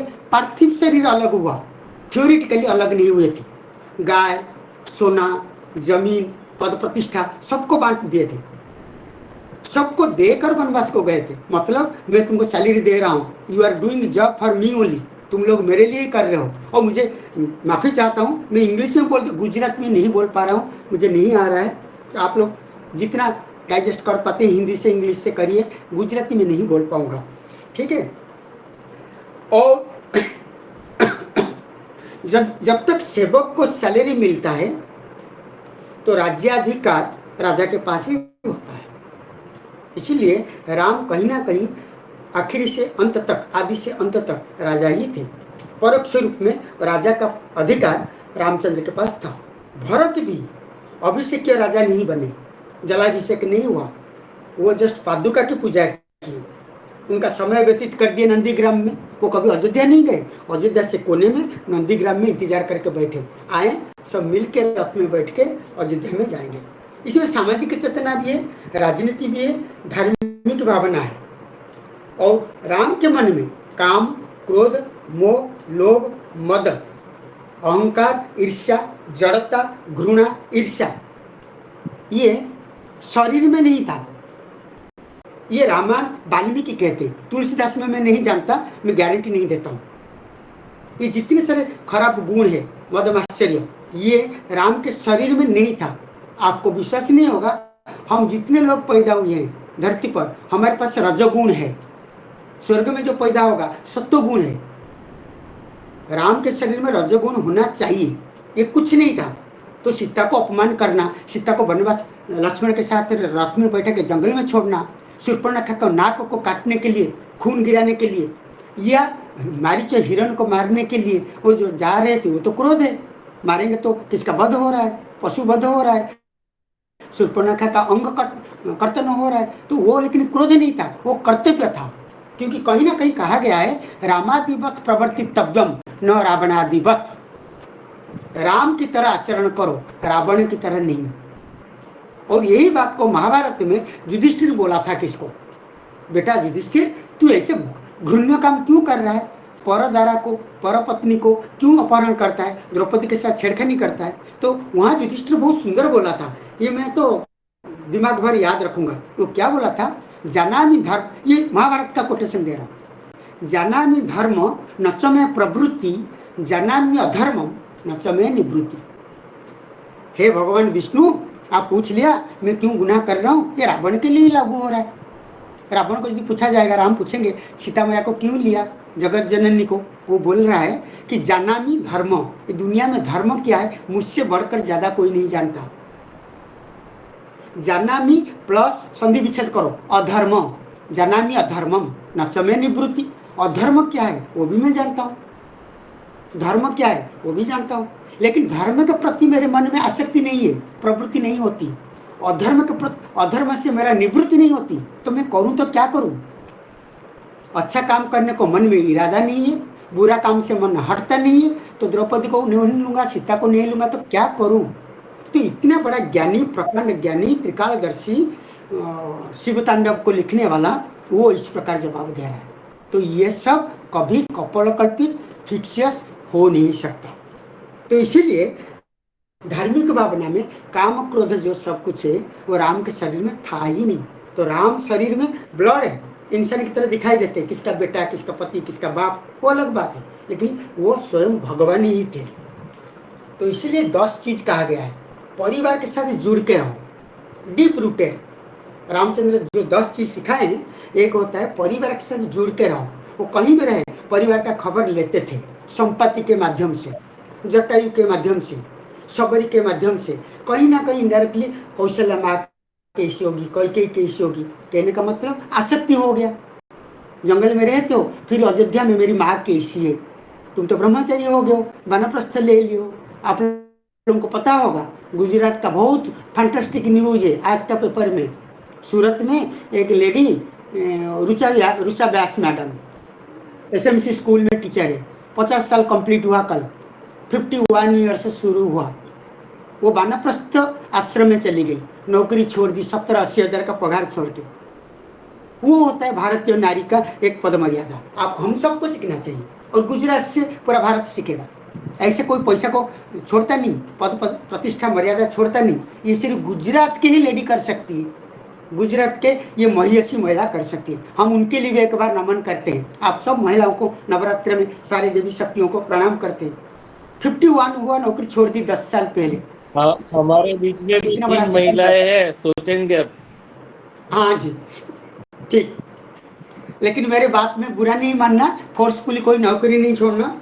अच्छा, अपने भाइयों के प्रति प्रेम, साथ में लक्ष्मण है, पीठ पीछे भरत और शत्रुघ्न है, लेकिन भरत, लक्ष्मण, शत्रुघ्न तीनों के साथ उनका निबिड़ता, उनके साथ घनिष्ठता, उनके साथ जो आत्मीयता, वो कभी ऊपर नीचे नहीं हुआ।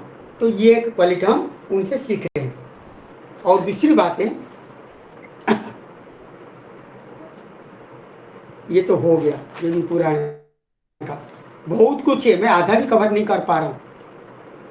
हाँ, राम सच्चिदानंद दिनेशा नहीं तह मोह निशा लेसा, सहज प्रकाश रूप भगवाना नहीं नहीं पुनि विज्ञान विहाना। इसी में राम का स्वरूप को रामचरितमानस में लिखा है, सत चित आनंदमय सूर्य रूपी, थोड़े से भी मोह जिसका मन में नहीं, वही नित्य भगवान राम। बस इतना ही है गुरु मंत्र आज के लिए, कि राम सच्चिदानंद दिनेशा, दिनेशा माने दिनेश, सूर्य, वो सूर्य का साक्षात अवतार है, रुद्र का अवतार है, महेश्वर का अवतार है। एक ही शरीर में बहुत रूप है, एक अवयवी में बहुत सारे अवयव है। ये एक चीज सीखने को मिलता है। और वनवास में करी विनती पद गही 10 शीशा, बोलेरु वचन सुनहु जगदीशा, हम कहूँ के मरे ही न मारे, बानर मनुज जाति दुई बारे। इसमें बोल दिया हूँ आपको, सिर्फ बानर जाति और मनुष्य जाति, ये दोनों ही मुझे मारेंगे तो मारेंगे, और कोई मुझे नहीं मार सकते। और इतना लास्ट में बोलूं, कुछ चरित्र वर्णन है, बहुत सारे पढ़े हैं, मुझे खराब लग रहा है, मैं कुछ कवर नहीं कर पा रहा हूँ। और आपको जो अच्छा लगेगा और एक बार मौका देंगे तो मैं और थोड़ा अच्छी तरह बोलूँगा, तो मैं फिजिकली, मेंटली और चेस्ट वाइज ऑल्सो मैं ठीक हो जाऊँगा। और थोड़ा बोल देता हूँ 2 मिनट। जटायु का चरित्र बड़ा सौभाग्यशाली चरित्र है।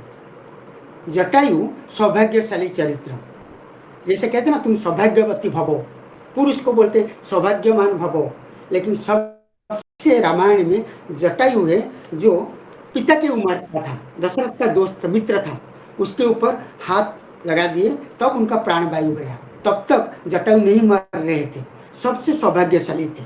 विभीषण, सप्तजीवी जो होते, 7 अमर आत्मा होते, उनमें से एक थे, और ब्रह्मा से प्राप्त अशेष वरदान से वो भगवान भक्ति का एक परम नियंत पुरुष का साकार रूप है, वो उनका क्वालिटी था। हनुमान ये तो अद्भुत महिमा, उनके बारे में क्या बोलूं। यत्र राम तत्र हनुमान। हनुमान भी कहीं कहीं इस प्रकार कहते ना, वस्त्राभावे सूत्रम देही, वस्त्र नहीं है धागा डाल दो। शेर को नहीं देख रहे हो, टाइगर नहीं दिखाई दे रहा है, बिल्ला बिल्ली को देख लो, चेहरा तो सेम है, बड़ा चीज नहीं, छोटे में काम चला दो। वस्त्राभावे सूत्रम देही। इसी प्रकार जहाँ राम नहीं है वहाँ हनुमान को दर्शन कर लो, क्योंकि हनुमान का छाती में ऑलरेडी राम और सीता बैठे हैं। जिसके शरीर में रग रग में राम हो वो खुद एक राम है। तो हनुमान तो राम से भी बढ़कर है। और भगवान को बोलते हैं यत्र मद्भक्ता गायन्ते तत्र तिष्ठामि नारद, गीता में बोले हैं जहाँ भक्त मुझे याद करते हैं वहीं मैं रहता हूँ, योगी का हृदय में नहीं, वैकुंठ में नहीं रहता हूँ, वो गीता में। तो हनुमान तो खुद भक्त है, जहाँ भक्त वहाँ भगवान। तो हनुमान को भी हम भगवान का रूप देते हैं। सुग्रीव वो तो आत्मीयता, अपनापन, वननेस, उसका चरित्र है। सबरी निष्काम भक्ति, ये निष्काम के ऊपर मैं और 40 मिनट बोल सकता हूँ। निष्काम भक्ति, कामना रहित भक्ति, कामना के ऊपर जाना। सीता ये नारी कुल मंडन है, द्रौपदी भी औरत है, पार्वती भी औरत है, बहुत सारे औरत है। सीता है जो नारी कुल का प्रतीक है, सिंबल है, स्पेसिमेन कॉपी है। इस प्रकार कैकेयी भले वो अपकृत्य को ली, कैकेयी अपजस ली, निंदा प्राप्त की, जब भी वो अपजस नहीं होती ये रामायण नहीं लिखा जाता। रामचंद्र जंगल को नहीं जाते, वो तो मेन चाबी है।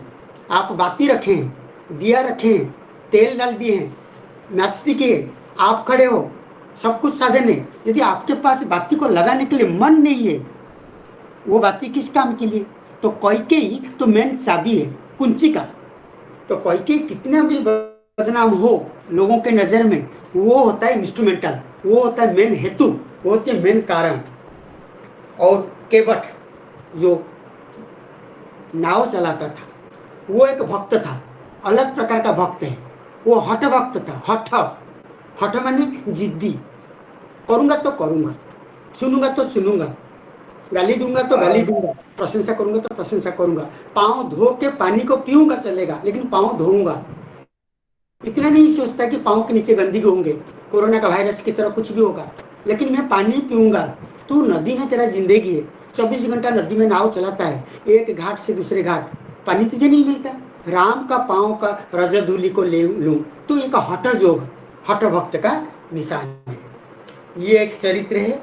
इसके साथ और यदि कुछ रह गया होगा उसको है, लेकिन मेरे पास अभी मेरे ख्याल से आपका टाइम भी हो गया ना आज के लिए। आज के लिए जी हाँ जी जी। सर, जी चलिए आज मैं यही रहता हूँ। जाते जाते फिर से मैं आप सबको प्रणाम करता हूँ। और यदि कहीं भूल चूक हो, गुजरात में बोलते हैं ना भूल चूक के लिए माफ। तो ये पहला मुलाकात है मुझे उड़ीसा से बाहर रहता हूँ, लेकिन उड़ीसा से बाहर के नॉन ओडिया लोगों के साथ 40 मिनट 10 मिनट 20 मिनट मिलना, मुलाकात होना, साक्षात्कार भी एक पवित्र पुण्य दर्शन होता है। आप लोगों का दर्शन, आप लोगों का श्रवण, आप लोगों का मनन, ये भी आत्मा को परमात्मा के साथ लीन करने का एक माध्यम बनता है, सेतु बनता है। और जितने सारे सहभागित्व करते हैं और श्रोता बने हैं, सबसे मैं फिर से दिल से माफी चाहता हूँ। नवरात्र में राम जन्म कथा के ऊपर तुलसीदास की गुण गाते गाते यदि कहीं कुछ स्खलन हुआ होगा उसको मैं वापस लेता हूँ। और हो सके, मुझे विश्वास है आप लोगों को थोड़ा बहुत अच्छा लगा होगा, 10% 15%। और फिर कभी मिलेंगे। मैं तो जगन्नाथ प्रेमी हूँ, वैष्णव धर्म का। और आप गुजराती लोग अहमदाबाद में, सूरत में इस्कॉन मंदिर में रथ यात्रा करते हैं। मैं तो रथ यात्रा पूरी नगर से आया हूँ और मैं जगन्नाथ के ऊपर कुछ बोलना चाहता था। डॉक्टर ख्याति पुरोहित मैडम से बात किया था। जगन्नाथ के ऊपर मैं लगातार 7 पंचमी, 7 शुक्ल पंचमी, 7 कृष्ण पंचमी 14 बार बोल सकता हूँ। और कभी मौका मिलेगा तो मैं फिर से आपसे मिलूंगा। और इसी के साथ आज के लिए विराम लेता हूँ। आप सबको फिर से सर आज का जय व्याख्यान बहुत ही माहिती से और ज्ञानवर्धन रहा है। और आपने जैसे हमें बात कही कि जगन्नाथ जी पर आप बोलना चाहते हैं, हम ये अवसर जरूर लेंगे। और ये बस एक मौका हमें मिले, हम आपको फिर से आपके व्याख्यान को सुनने के लिए हम फिर से आपको बुलाएंगे। धन्यवाद सर। जगन्नाथो सदा श्रेष्ठो धनंजय भावयुक्तः सचिरायु कुशली भूयात् यावत् चंद्र दिवाकरो।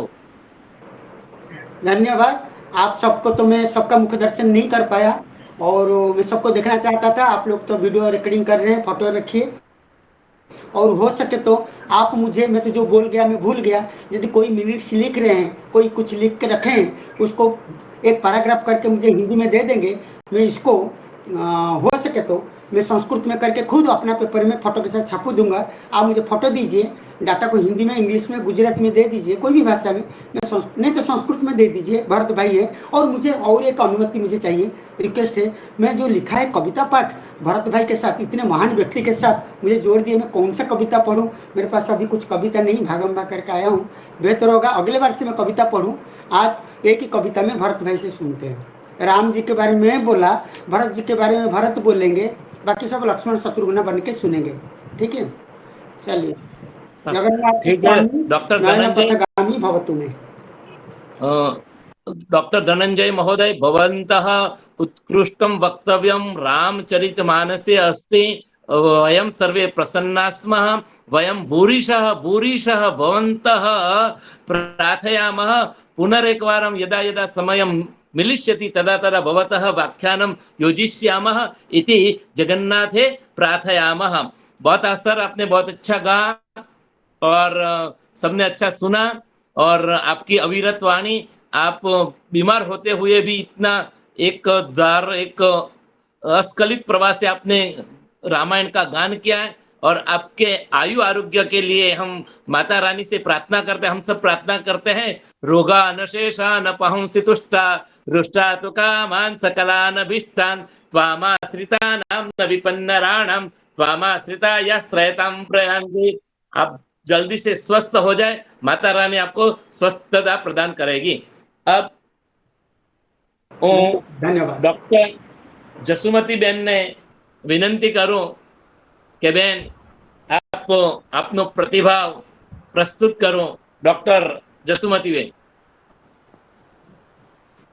સૌને નમસ્કાર. મારો અવાજ આવે છે ખ્યાતિબેન? હા સર. સૌ પ્રથમ તો હું ડોક્ટર ખ્યાતિબેનની ખૂબ ખૂબ આભારી છું કે આજના વ્યાખ્યાનમાં એમણે મને પ્રતિભાવ આપવાની જવાબદારી સોંપી છે. આદરણીય વર્ષાબેન પ્રજાપતિ, ડોક્ટર ભરતભાઈ ઠાકોર સાહેબ અને સૌને હું આભાર સ્વીકારીને આજે થોડી રામાયણ વિશે, રામચરિતમાનસ વિશે વાત કરીશ. હું થોડું હિન્દીમાં કહેવા માંગુ છું મારો પ્રતિભાવ. हाँ बोलिए। डॉक्टर धनंजय भांजा सर ने जो रामचरित मानस को आज अपने व्याख्यान में चुना, वो हमारे लिए बहुत ही बढ़िया है, क्योंकि ये चैत्र मास चल रहा है और चैत्र मास हमारी भारतीय संस्कृति के अनुसार भारतीय नववर्ष का मास होता है। चैत्र मास के अंदर रामायण के सुंदरकांड का पाठ भी लगभग हमारे सभी भारतीय घरों में होता है। रामायण नाम की अगर हम व्याख्या करना चाहें व्याकरण के रूप में, तो राम प्लस अयन ऐसी संधि होती है। राम प्लस अयन यानी रामस्य अयन, राम के जीवन का अयन माने गति।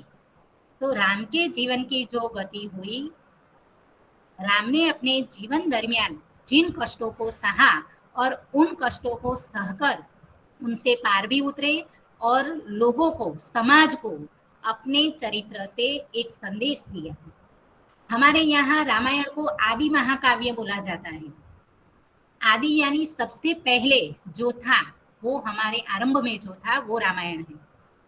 तो रामायण हमें यह सीख, यह बोध देता है कि यदि रामायण पढ़ोगे तो अपनों के लिए, अपने स्वजनों के लिए त्याग करना सीख जाओगे।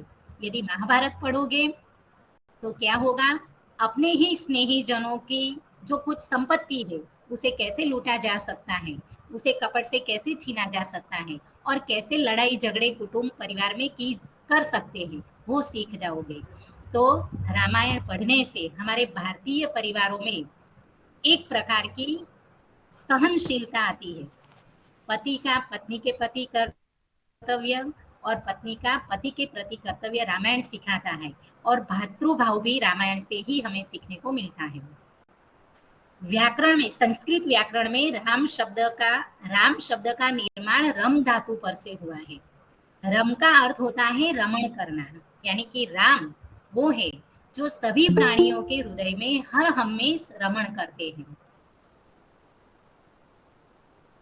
जैसे वाल्मीकि, जो कि अपने पूर्व जीवन में एक दस्यु थे, चौर कर्म करके अपना जीवन गुजारा करते थे। उन्हें नारद जी मिल गए और नारद जी ने उन्हें मरा मरा ऐसा मंत्र दिया, और उन्हें लगा कि इसी से ही उनके जीवन का उद्धार है, और उसे जपते हुए वो इतने लीन हो गए कि वो राम राम मंत्र मरा मरा कैसे बन गया वो भी उन्हें पता नहीं चला। और ऐसे त्रिकालदर्शी, ऐसे ज्ञानी हो गए वाल्मीकि कि उन्हें सभी भूत भविष्य और वर्तमान के सारे भेद दिखाई देने लगे। भांजा सर, मैं आपसे प्रभावित हुई हूँ कि आप संस्कृत के भी हैं, आपने हिंदी में भी अच्छा अध्ययन किया। और एक बात कि आदि कवि ने, महर्षि वाल्मीकि ने रामायण का आरंभ जहां से होता है वो श्लोक गान किया है। मा निषाद प्रतिष्ठाम त्वम अगमः शाश्वती ही समाहा यत् क्रौंच मिथुनादेकम वधीहि मां प्रतिष्ठाम त्वम अगमः। यानी कि जब वाल्मीकि अपने शिष्य भारद्वाज के साथ तमसा के किनारे सुबह के प्रसन्न वातावरण में स्नान करने के लिए जाते हैं, और वो क्या देखते हैं, वो एक दृश्य देखते हैं कि एक क्रौंच पक्षी, एक मादा क्रौंच और नर क्रौंच पक्षी दोनों युगल अपने प्रेम में मग्न हैं, और कहां से न जाने एक पारधी, एक शिकारी आ जाता है और अपना बाण चला देता है, तीर चला देता है, जिससे नर क्रौंच पक्षी घायल होता है और तड़प तड़प कर वहीं अपनी जान दे देता है, और क्रौंची की आंखों से अश्रुओं की धारा बहती है, वो विलाप करती है। आपने बोला करुणा, तो ये वाल्मीकि महर्षि की करुणा है। ये दृश्य देखकर उनके हृदय में भी न जाने करुणा का झरना, हमें जिसे स्नेह का झरना बोलते, वो करुणा रूपी झरना फूट पड़ता है, और वो पारधी को इस करुणा के आवेश में श्राप दे देते हैं कि तुझे अनंत समय तक प्रतिष्ठा यानी शांति, स्थिरता नहीं मिलेगी, क्योंकि तूने प्रेम मोहित युगल में से किसी एक को मार डाला है।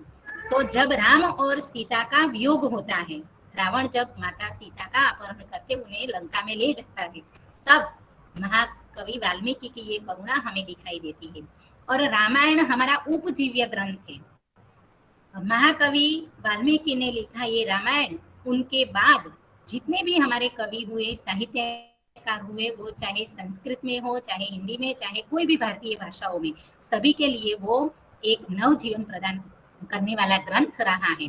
दूसरी एक बात ये कि आदि कवि वाल्मीकि के रामायण को आधार बनाकर संस्कृत के कवि भवभूति ने उत्तर रामचरितम और महावीर रामचरितम नामक 2 नाटक लिखे हैं, 2 रूपक की रचना की है।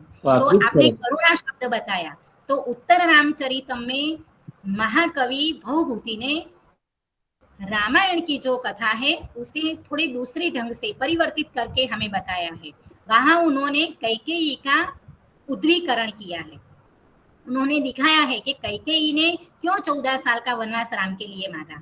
तो कैकेयी को पता था कि जब दशरथ जी को श्रवण के माता पिता का श्राप मिला था कि जैसे हम अपने बेटे के वियोग में तड़प तड़प कर अपने प्राण त्याग रहे हैं, वैसे तुम्हारा भी अपने पुत्र के वियोग से मृत्यु होगी, तुम्हारी भी अपने पुत्र के वियोग में मृत्यु होगी। खूब सरस जसीबेन, अभिनंदन पण આપણે प्रतिभाव विषय તમે વધારે કહો। हाँ सर, तो उनका प्रतिभाव बहुत अच्छा रहा। उन्होंने हमारे महर्षि वाल्मीकि के रामायण में जो तुलसीदास जी ने रामचरितमानस लिखा, तो रामचरितमानस लिखने की प्रेरणा तुलसीदास जी को क्यों हुई, तो उस समय हमारी अवधी भाषा 16वीं सदी में हुए महाकवि और महामुनि महर्षि तुलसीदास जी को लगा कि सभी वर्णों में रामायण पढ़नी जानी चाहिए, सभी लोगों तक रामायण की कथा पहुंचनी चाहिए। और संस्कृत भाषा ऐसी थी कि सभी लोगों को उस समय नहीं आती थी, इसलिए उन्होंने अवधि को चुना और रामचरितमानस की रचना की कि ये रामचरितमानस में राम का जो जीवन संदेश है, एक व्यक्ति राम जो महामानव हुए और भगवत कक्षा पर पहुंच गए और उनके जीवन से जो हमें प्रेरणा मिलती है वो सभी वर्ण को मिलनी चाहिए। સરસ સરસ અભિનંદન. સમય સમયના કાફલા, હા, સમય ધન્યવાદ, સમયની સર. વાત, વહી જતો સમય તે કદી ના આવે પાસ. આપણે 10:39 સુધી પહોંચી ગયા છીએ, એટલે થોડુંક શીઘ્રતા બહુ રાખીશું. સરસ વ્યાખ્યાન રહ્યું આજે સાહેબનું. હા, હા, બસ અને બસ ખરેખર એક ખૂબ આનંદ આવ્યો. જ લીટીમાં સુંદર. હવે હું કવિતા પાઠ માટે ડોક્ટર ધનંજય સરને તો ના બોલાય, और भरत सर पधारे हैं. भगवान स्वागतमस्ति भवतः. मैं एक અમૃતભાઈ, बात बोलना ધનંજયભાઈ चाहता કંઈક કહેવા માંગે છે. हूँ। मेरे एक श्रोता वो गुजराती है, लेकिन उनको मेरा जो प्यारा गाना पता नहीं उनको कैसे पता चला, यही देश यही माटी ममतामयी माटी, वो टाइप करके दिए थे चैट बॉक्स में। वो कविता भी मेरे पास है, लेकिन मैं अभी वो पोजीशन में नहीं हूँ गा पाऊँ। मैं तो गाता नहीं कभी, मेरे गाना को सिर्फ गधे लोग समझेंगे। सर आज आपने बहुत अच्छी सा ज्ञान दिया है. आप थोड़ा रेस्ट करिए. और हमारे जी। भरत सर पधारे हैं. आपने कहा था कि राम की बात खत्म हुई और भरत की बात शुरू होगी, तो हम हमारे गुजरात के भरत ठाकुर पधारे हैं. आगच्छन्तु भवान् भवतः स्वागतमस्ति. काव्य पाठं करोतु.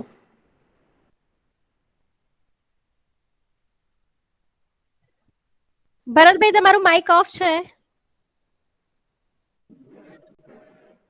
સૌ પ્રથમ આજના વક્તાશ્રીને અભિનંદન, અને જે શ્રોતાઓ પોતાનું ધૈર્ય લઈને બેઠા છે એ સૌને પણ અભિનંદન.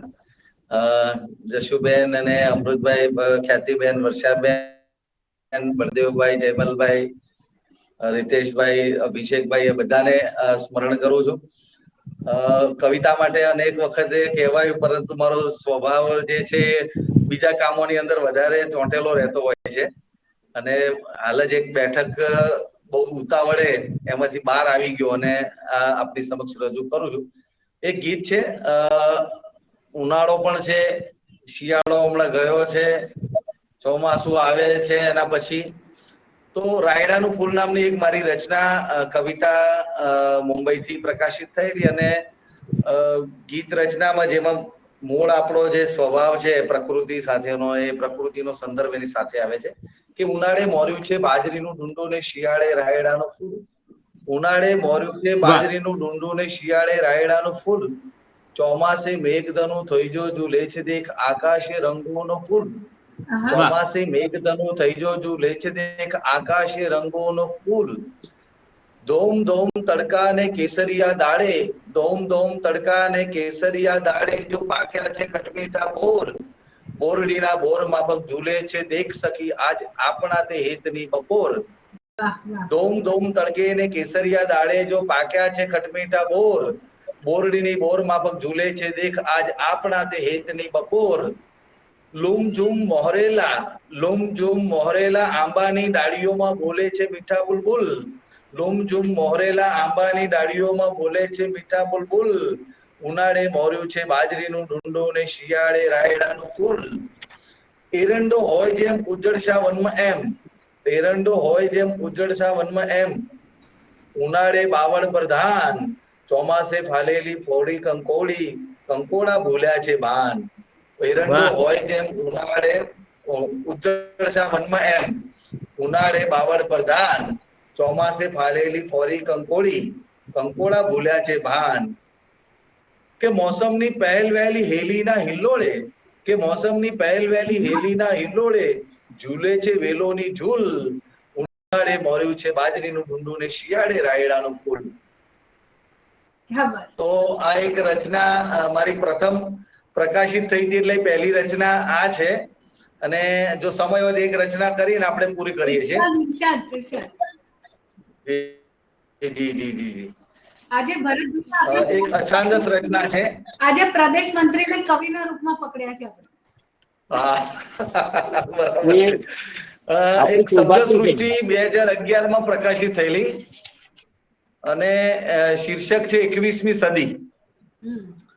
કે માટીમાં ખોરડા અને ખોરડામાંથી ઇમારતો, માટીમાંથી ખોરડા અને ખોરડામાંથી ઇમારતો, ઇમારતોમાંથી કારખાના, જ્યાં માનવ બન્યો યંત્ર, જીવન બન્યા નરા યાંત્રિક, અટવાઈ પડ્યું છે જીવન હિત અહિતના અખાડામાં.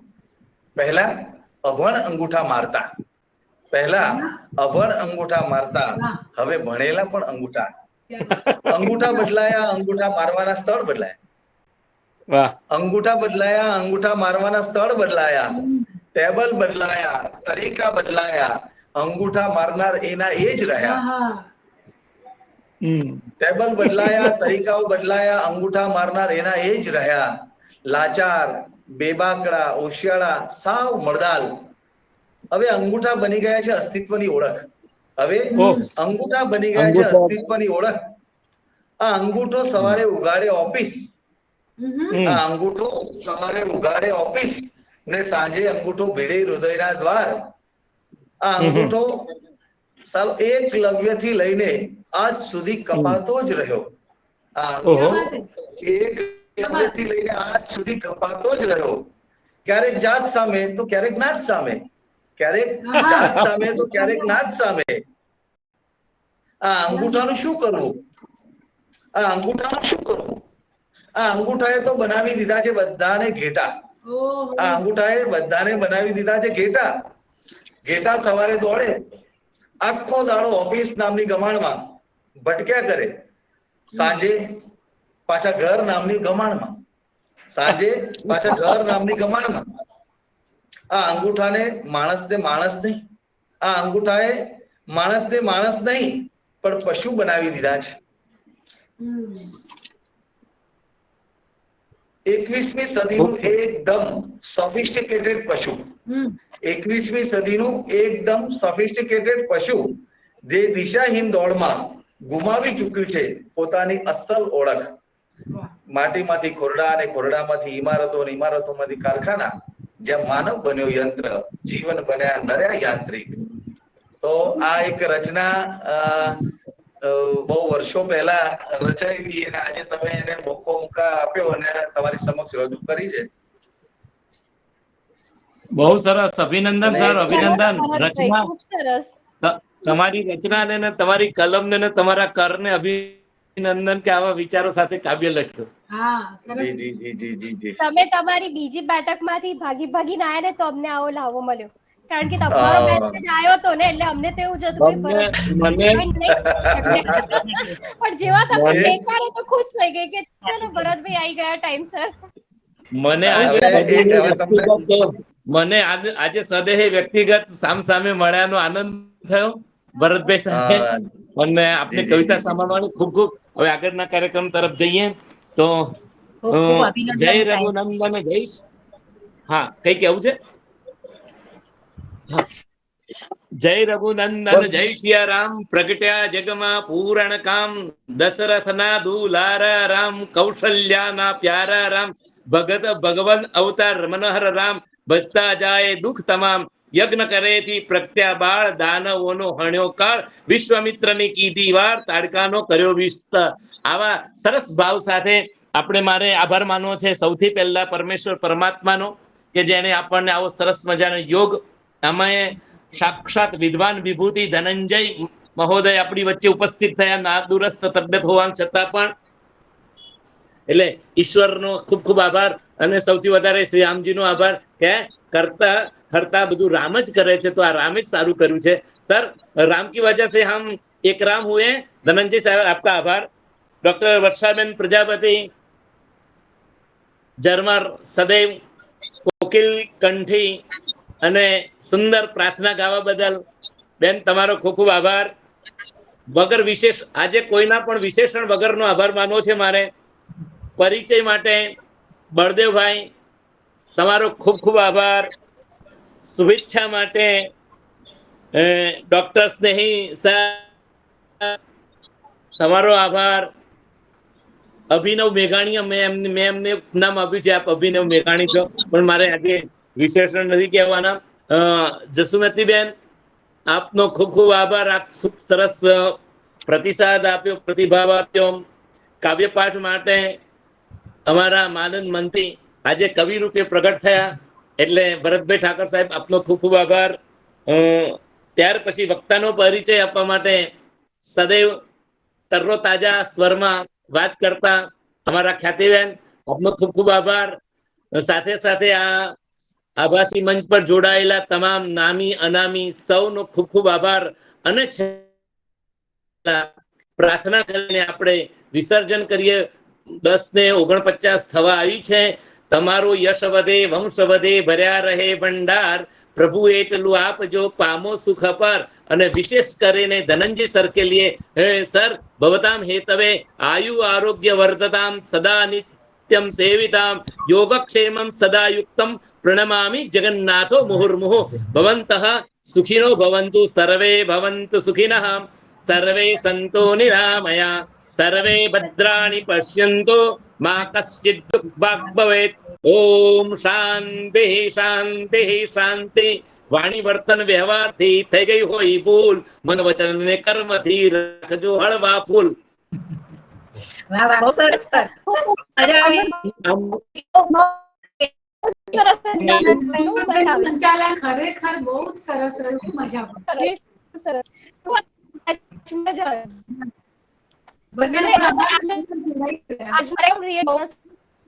આખી જે સ્પીચ હતી ધનંજય સર એમણે જે વાત કરી, એવા પ્રસંગો એમણે શેર કર્યા ને કે આપણે મોટાભાગે રામાયણ ને રામચરિત માનસ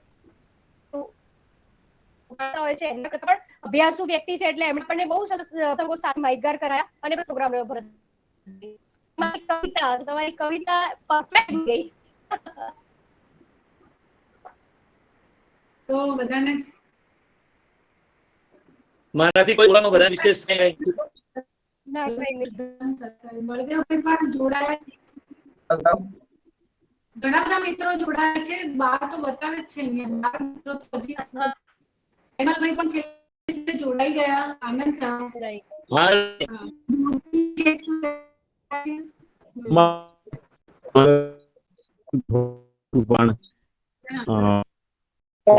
પડોશી રાજ છે એટલે આવી જ જાય.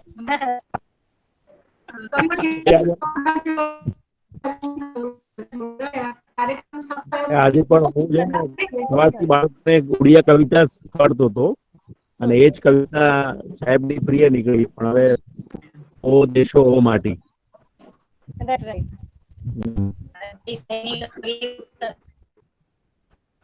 સાચી વાત. બહુ સરસ કવિતાઓ હતી બંને. તો આજના કાર્યક્રમમાં 51 સમય થયો છે અને આપ સૌને શુભરાત્રી. ફરી મળીશું.